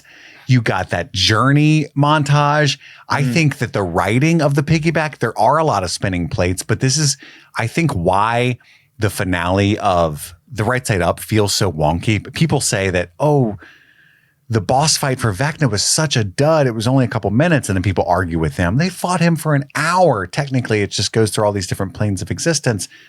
But I think both people are right because, and I remember saying this on our rewatch, the whole like execution of the plan in the Piggyback in season 4 is so fucking good. You got Erica out there signaling at the playground. You got the stuff with the light brights and how they signal each other from each plane of existence. Like, it's so fucking smart.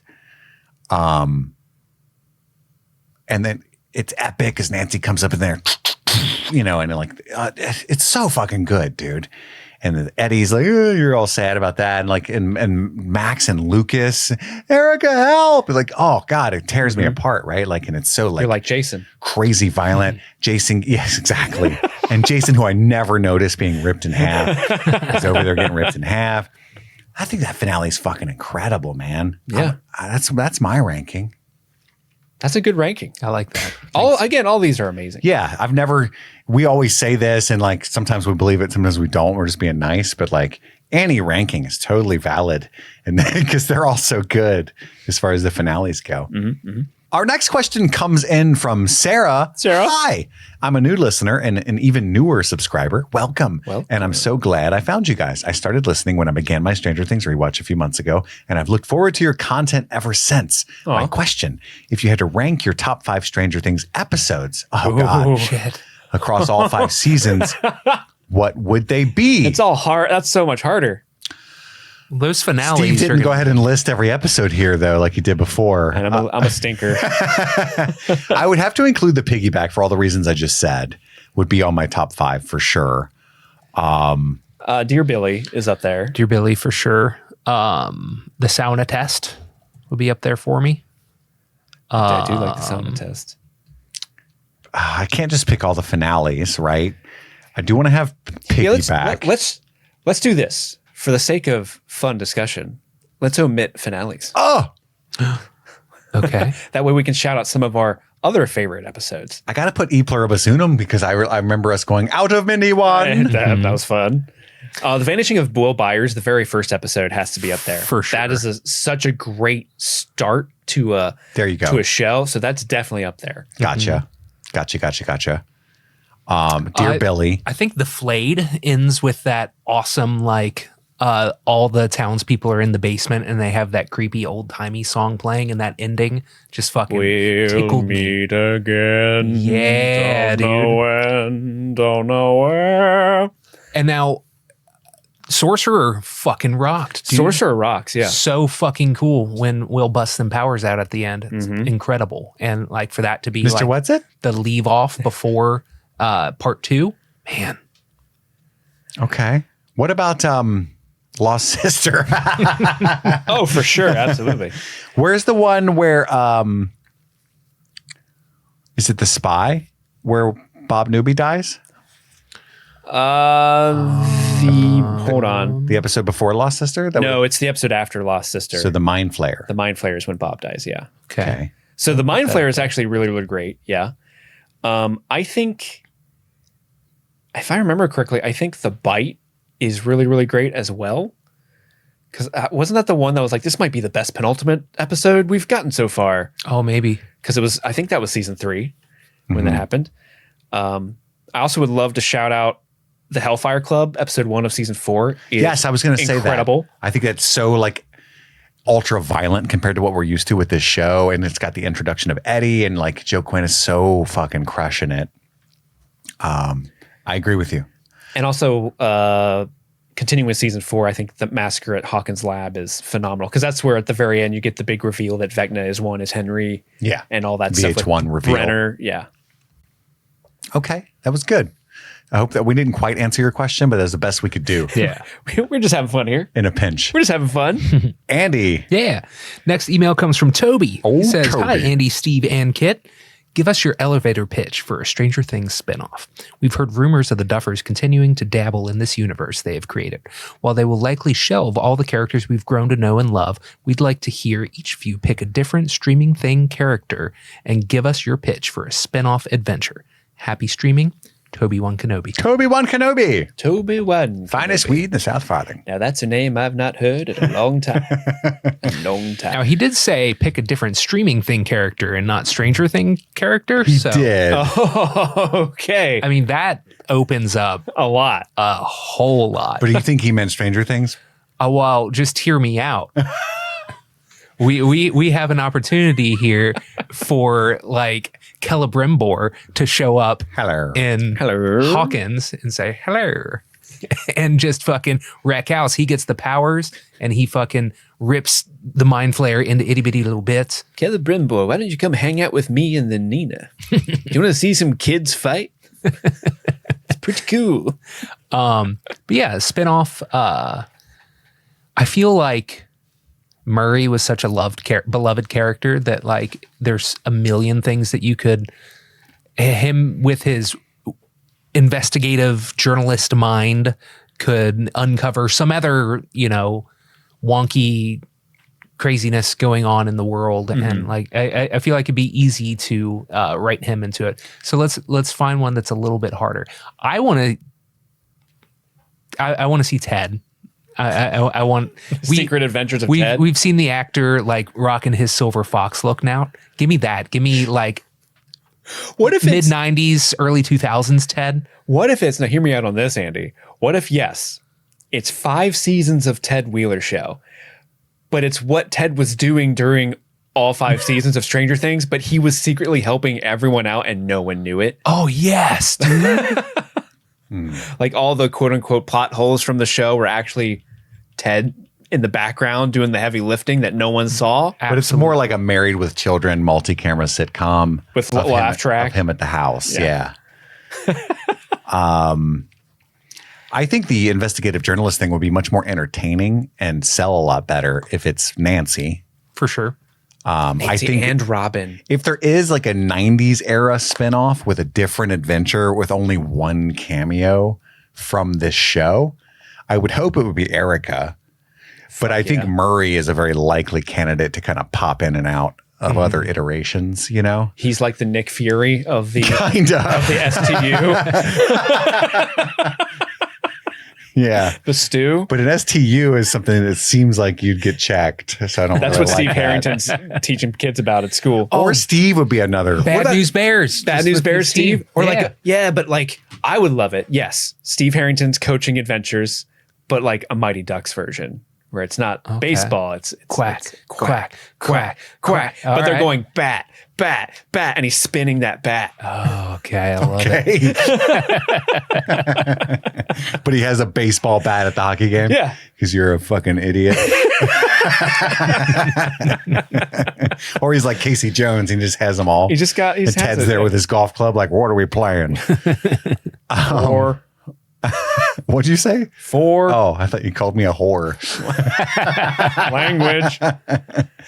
Obviously, a Breaking Bad-esque show with Mr. Clark would be amazing. Only if we get to see him in his underwear. That's right. Those are just some quick ideas, Toby. I love that. Steve? This one comes in from Savannah. Hi, boys. I'm sure you are swamped with emails right now, so it's all right if you don't get to mine, but I'd be remiss if I didn't thank you. We got to yours. Ah! Sorry. Didn't thank you for all. That kind of scared me. I'm not going to lie. I jumped a little. I'd be remiss if I didn't thank you for all the joy you've brought to my life. I'm a longtime listener and patron, and by a long time, I mean since your season 4 coverage that I found during Chris's TikTok, or through Chris's TikTok. But this is my first time writing in. Over the years, your podcast has meant so much to me. You calmed me down on my first flight, were there when I unpacked boxes at my first apartment, and perhaps most importantly, made me laugh on long commutes to a job I hated. You guys were the ones who got me to watch Game of Thrones, Yellow Jackets, The Last of Us, and Lost. I'm still angry about that one, by the way, among countless other movies. However, Stranger Things has a special place in my heart. The show that came out the summer I graduated from high school, and now I have to plan my 10-year reunion. That final scene of Mike closing the door on his childhood hurt like a motherfucker. Anyway, on to my question. I'm wondering, who is your 11 out of 10 performance for the complete season 5 and maybe even the whole show? I don't know if you have any data to tally up how many times you guys gave it to a certain actor, or if you want to pick it based on vibes. My mom and sisters discuss our 3 chocolate puddings and best performances after each episode. Aww. So according to our data, the top performer of season 5 And you wrote them down? was Gaten Matarazzo, with Sadie Sink and Maya Hawke tying for second place. Thank you again, Kit, Andy, and Steve, for everything. I do have that data. Yes! Thanks to, honestly, this is all in thanks to Amanda on Discord, who has been keeping track of this. And Our I looked patron community is the best. They are. And according to the data that Amanda shared. Is lore better than data, though? No, lore is always better than data, as everyone knows. I counted up how many times we gave each actor the nod collectively, and there's actually a tie And for first individually? place. Or yeah, individually, yeah. So like for each vote, I gave that to an actor. So but like, you don't have who I gave to the most and who I could pull it up. Okay. If you Just wanted curious. me to. I'm curious. I would have to re-add that. That's okay. Collectively, it's a tie. We gave 2 actors the nod 5 times each. That is Gaten Matarazzo and Noah Schnapp. Okay. With 5, Priya Ferguson and Nell Fisher are in second place with 3 each. And interestingly enough, it was all both a we all everybody situation in both of those their situations. Then comes Natalia Dyer with 2, Jamie Campbell Bower with 2, Cara Buono's got 1, Finn got 1, Sadie got 1, and Maya got 1. And yeah, so that was how our For season 5. for season 5 specifically. I'd be curious for the whole show who the winner is. I could spend the time and add it up because Amanda does have all that information. But let's just shoot from the hip. What do you guys think? Who's the overall winner? I'm going to say probably David Harbour. I think I that agree. He definitely got me in the feels the most. I think the breakout, this is just not who we chose, but just my opinion. I think the breakout star from the show, the person with the brightest future, with the most talent, is Sadie Sink. I don't know. Take that for what you will. I could see that. Caleb McLaughlin as well. Winona. It was the Winona Ryder show for 2 seasons until season 5. Yeah. Season 5, not so much, but up until that point, Finn Wolfhard would be up there. Just he did heavy lifting in seasons 1 and 5. I bet he got like 3 nominations from the whole show, though. Yeah. Oh, for sure. Yeah. It's kind of interesting. I think he was the heart, though. Best performance-wise for me throughout the whole show, I might give it to Maya Hawke. Because I think Maya's doing incredible stuff always, even when she's not even like the central character in a scene. You just look at what Maya's doing and she's always killing, slaying in the background. Slay your enemies. Slay them. But yeah, I mean, there's so many people in this cast that are amazing. David Harbour, like you said, when Dacre Montgomery was around, that dude's crushed all he's great. his work. Joseph Quinn crushed all his work. Sean Astin, shouldn't be surprised, but he crushed all his work in the season he was in. But really, like all the kids, Caleb's amazing. Sadie's amazing. I think of all the people, I think you're right. Sadie will probably have the most success going forward. But I think that's what I'm saying. But I think Caleb will sneak in and get a lot of stuff. I haven't seen Caleb doing anything, I don't think. And I know, I hope I do. Crazy because he's so talented. Excuse me. I hope I do. Yeah, he's crazy talented. I'd like to see more from him. Gaten is amazing. We're simpatico on the season 5 winner being Gaten. I just want to call this out real quick. So I pulled up Amanda's list of every single person we gave the actor knob to in each episode. And in season 4, Andy's. Yeah, season 4, episode 4. Do you guys remember who Andy picked? I do. No. This is how it's written down. Obviously, the dude that played Agent Wallace. No, Harmon. and that was locked in. Fuck yeah. So that guy got one. Yeah, he got one. Fuck yeah. He earned it. That's true. Thank you, Amanda, for he keeping didn't track earn of you that. looking up his name, but he earned it. Our next question comes in from Barb. I hope you got justice. Hey guys. I'm still deeply mourning Stranger Things End, but I'm also still on a dreamy high from my overall theater experience on New Year's Eve, 8 p.m. in Boston. I was going to do the accent. I decided not to at the last second. I'm so glad I made the choice to see this in the theater. Besides the bigger and better screen and sound, you never know what the chemistry of the audience will be. Even with a long-awaited quality movie, you could still end up in a room full of duds. That's so true. Bunch of Tammys. A laugh here, a gasp there, a couple of claps, phone scrolling. Not us. Wednesday night in a sold-out room, the mutual shared audience engagement was unlike anything I'd ever experienced in a movie theater before. I think it was because it was a TV show where deep character investment was nurtured over 10 years for most. I've never heard and reacted myself such loudly collective emotional outbursts from laughing, clapping, cheering, gasping, crying, screaming, yelling at the screen, and yes, we were I did a Little John. With Little John. Okay. Yeah. He'd be terrible to watch a movie with. We were in it. All openly willing to be vulnerable together, sharing this unique moment, and no one who I could see scrolling their phone. It was really cool to see on Instagram that so many other theater experiences were full of unbridled energy as well. I think the timing here is pivotal. Now, Netflix's acquisition of Warner Brothers causes concern with a vague future for movie theaters, yet strong Stranger Things ticket sales and enthusiastic audience reactions watching on an original Netflix show could introduce a new model/trend. Netflix originally rejected putting this in theaters. It's one thing for ticket sales to be high, but fans really resonated with this kind of shared experience. Do you see this being successful enough to feed momentum for higher theater attendance going forward? I believe Dingleberries.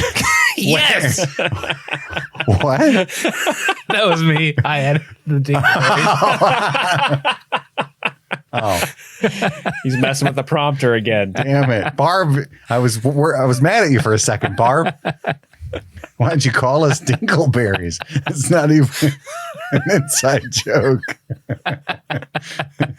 Any hoozle. No, that's Barb. So fun. I don't think this will be good for movie theaters, but it should and it could, but I don't think it will. I have a lot of complicated thoughts. We don't really have time at the end of this 3-hour episode to get into about the acquisition. But Netflix as a company, right? They're beholden to their shareholders, their executive board, who don't care much by and large for this kind of stuff. They just want their share value to go up. And it's in Netflix's interest in general, even though they could make millions in theater sales, there's complications there with how they pay their writers and actors in terms of residuals and stuff and different rules. Like, for instance, as far as I know, they didn't take any money from those theater sales, and everybody's like, "Oh, that's nice of them," but they like can't without like complicating their contracts and stuff is really the reason there.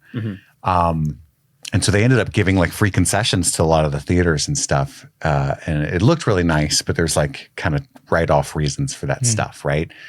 But it's in their best interest for theaters to die, right? Like they're look at their stock price pre-COVID. And then you'll be like, and they know this, you know?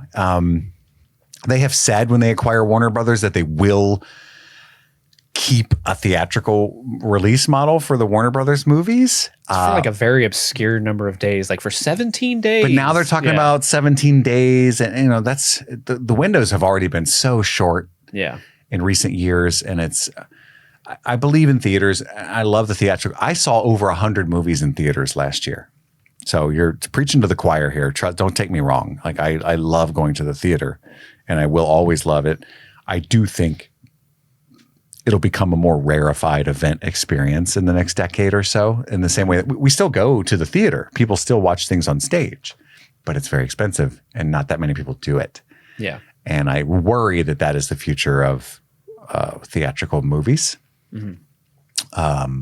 And it's going to be because of people like Netflix that kind of just take over, and it is what it is at this point. But it's more dire than that, though, I think, because the way that the craftsmen and the actors and the writers get paid is also changing drastically, and not for the better. Like a lot of those residuals and stuff are going to executives instead of the artists. Yeah. And so that breeds a different kind of quality, and that we're now already seeing. If you can't, if somebody who builds sets for movies and props can't afford their mortgage and feed their family in LA, so they have to move, and they stop doing that. And then you just, like a specialist, somebody who's like a genius at making props, can't afford to feed their family anymore, so they quit.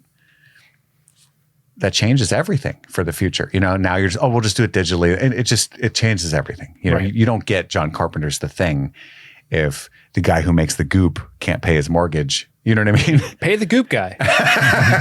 Pay the Goop guy. Yeah. Anyway, I hope that answered your question, Barb. I'm glad you had such a wonder. I'm jealous, though, that we were stuck here with each other. Yeah, we didn't get to do it. It looks like so much fun. I've seen a bunch of the videos of people reacting to certain scenes online, and it looked like honestly a good time. Like the closest, maybe for a second watch, not a first watch. People screaming, yelling, and stuff while I'm hard of hearing as it is, and there's no subtitles, so I'm gonna be sitting there. Shut the fucking shh. Fucking Ted over here. I would have had a good time. Like Andy's narking on all the people to the usher. Like, Excuse me. A lot of people hooting and a hollering in there. Having a good time in there. He pissing me off. Outside food and drink. I think they're going to chicken jockey in there. Oh my goodness. Let's see. Next email comes from Carly B. Carly B. That's a Cardi Dear B Kit, joke. Andy, and Steve, I knew I had to write in for the final Stranger Things mailbag, not because I had anything particularly illuminating or profound to share, but because, much like the vibes from the Right Side Up epilogue, it felt like a shared milestone. And shared milestone moments are often when we share what's on our hearts. Not that this is a goodbye. Sorry, you've got a loyal listener for the duration of your podcast era. We got one. Yes. But much like graduations and golden birthdays, not showers, we humans seize these moments to spill our hearts to other humans who mean a lot to us. And akin to the inscription on the inside cover of a yearbook, this message is yours now. Whether you squirrel it away into a box in the attic or proudly display it on your living room shelves like my own yearbooks, I write for you three specifically, but it's as private as you choose to keep it. We're putting it out there. Everyone must hear it. I'm not a shouted out patron of the pod, mostly because I exist in a phase of life where I'd feel disappointingly unengaged with the Discord, but being a full-time working single mom to 2 amazing kids heavily involved in youth sports and also out there dating and also still clinging to those once a month hangouts with my formative years friends. Who has the time? Who has the time? By the way, ask me why Erica is the pod host I often identify most with, LOL.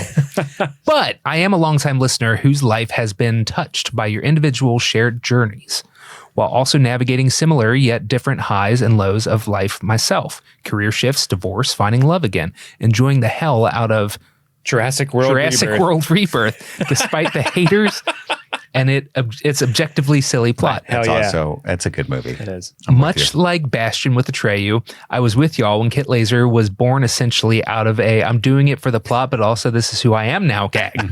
I descended into the swamps of sadness when Andy took a podcast sabbatical for reasons that were never my business as a consumer to know, and rejoiced as he rejoined the regular cast bit by bit. And my heart was filled with joy at the revelation of the true identity of Rabid Dog in a Barbie car, because could there be a truer demonstration of supporting your partner and what they love behind the scenes?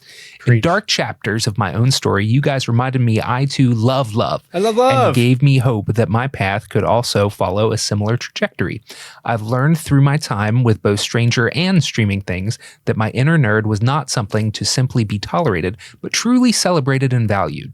I credit you guys, partially anyway, in addition to my amazing village of friends and family, with demonstrating for me and your entire audience what it means to be a true friend, an excellent partner, an imperfect but unfailingly loving parent, and recognizing that it's human to fall short sometimes, but actually pretty villainous when we can't admit to and make right our own shortcomings. Y'all are wonderful men, and I wish more men were like you instead of distant runners-up to wild bears in the woods. So thanks for normalizing goodness for other men and reminding ladies like me that toxic masculinity ought to be the aberration and not the norm. And to be honest, Stranger Things is a gift that will keep on giving. Before last night's showing, previews for multiple movies aired, including a Joe Keery-led Cold Storage, Yes Please, and Sunrise on the Reaping, Hello Maya Hawke as the emotionally scarred YRS. Us mega nerdy already eagerly await Hawkins alumni appearances in Avengers Doomsday, Spider-Man Brand New Day, and The Rings of Power. Perhaps we'll get another heart-wrenching breakup album release inspired by the unnamed police chief characters. I'm not saying Powell leaving a trail of broken hearts in his wake, but I'm not saying it. A deep dive into zeitgeist-changing powerhouses like Breaking Bad, and maybe even a revisiting of time/dimension-bending fan favorite Lost. Oops, did I just cross the streams of my favorite things, both Stranger and streaming? Hell yes, I did, because both are gifts I continue to expect great things from. So for now, I say stay cool. Love you like a sister. LYLAS. Love you like a sister. Have a great 2026 and KIT. Keep in touch, because this era may be ending, but we've got many more adventures ahead of us. Happy streaming, y'all. Yours in Melon Ship, Carly B. Carly B. Thank you so much. Sweet. You almost made me cry. I had to keep it back because I'm sure people are tired of seeing it. I actually, the first time I read this, I did cry. No. I was down here by myself, just weeping silently. So that was very sweet. Thank you so much, Carly. It really means a lot that you wrote that in. Yeah, that was amazing. And yeah, so many Stranger Things actors are going to be in all these new things coming up. Jamie Campbell Bower is going to be in the new season of Rings of Power. And of course, Sadie Sink's going to be in the new Spider-Man movie. And I think Doomsday. So Have they announced who Jamie's going to be in Rings of Power? They did, I think, but I don't remember. I just know that he's going to be in it. It's going to be cool. He's going to be great in that universe. Ring. He's going to be the Ring, the titular Ring. He can pull it off. He's such a good actor. He could do it. Yeah, that means the world. That's the best praise we could have ever gotten, Carly. So thank you. Yeah. Thank you so much. You know, we always try to be authentically ourselves, and our weird sense of humor, just let it shine. But we know it's offensive. And so it's a fine line we walk, I think, because this is an incredibly inclusive, welcoming podcast, or at least that's what we try to be, because that's who we are as people. Mm-hmm. But also, we got to be honest. Dicks are funny. They are. Have you seen them? Look at them. They're hilarious. Anyway. Well, guys, thank you to everyone who wrote in at all. We are getting pretty long in the tooth on this episode, so I'm going to actually transition back to the Mad Lib. And just to, we had so many other emails. Thank you so much. I'm sorry we didn't have time. Yeah. It gets to a point where we're like, who's going to keep listening? No joke. Seriously, I woke up this morning after compiling. I spent like 3 hours curating some of the stuff that people sent in. I woke up this morning and there were like 20 more emails. Like, oh shit. And we did add a couple of those late additions into this. So like, thank you guys for writing in. Just there's so much of you, so many of you. So thank you again. This was great. But it's time for the Mad Lib. This is the story that the two of you helped craft earlier in the episode. What were you going to say, Kit? Bernie said, let's do it. I don't know why. Was he the higher power you were channeling last episode? Yes. Orbs. Well, this Mad Lib is titled Life Update. Again, thank you to Lavender Haze for writing these. You thought I was gone for good, didn't you? You little baggy sleeves. In case you forgot about me, my name is Ellie, and I'm your friendly neighborhood Demogorgon. You probably imagined you heard the last from me, but I needed to set the record straight on my absence from the last major fight between the Tip Flayer and those sweaty kids from Hawkins. You see, I had some PTO days that wouldn't roll over into the new year, and so I took my family on a little vacation. We saw all the sights. The Playboy Mansion, Alderaan, and last but not least, Diddy's house. I'm just happy they saw Alderaan before it closed. That's right. My kids really loved that. Look at all these rocks that I got. I'm still Jenny from the block. They were so impressed. Unfortunately, our trip was cut short when I received a message via smoke signals from one of my buddies at home. Apparently, my boss's boss was hella psychotic, that no one had shown up to aid in the fight against those blasphemers from the right side up. I mean, could you blame us? We were on vacation. Either way, when my family and I got home from our adventures, smote to see both the Mind Flayer and his 5-star general simply spicy. That one didn't work as well. So where does that leave us now? Well, without my elites, I have no reason of being. My one mission in life was to be relied on. I could twerk on a homely looking girl during a high school party. or murder 12 children and bring them to Dimension X. Maybe even attempt to weep on a comatose girl from Hawkins Hospital. But I got no purpose now. It's almost as though I need to ask myself for the very first time, who am I? I suppose that's where my story is headed. Cake pops. While the lives of Hawkins residents continue on, so will mine. I might pick up a hobby like gooning. What? I might pick up a hobby like gooning. Or learning to play the didgeridoo. Maybe I'll even try to play rugby for the first time. I can always try to be a more attentive and a little shitty father too. With all this newfound time on my hands. So here I go hastily into this new era. New year, new beaver trap, as I always say. Thanks for being with me on this wild ride the last few months. You've seen me smurf into the Demogorgon I was always meant to be. Later, expired dairy products. And thus concludes the life update. Sure, I could always twerk on a homely looking girl.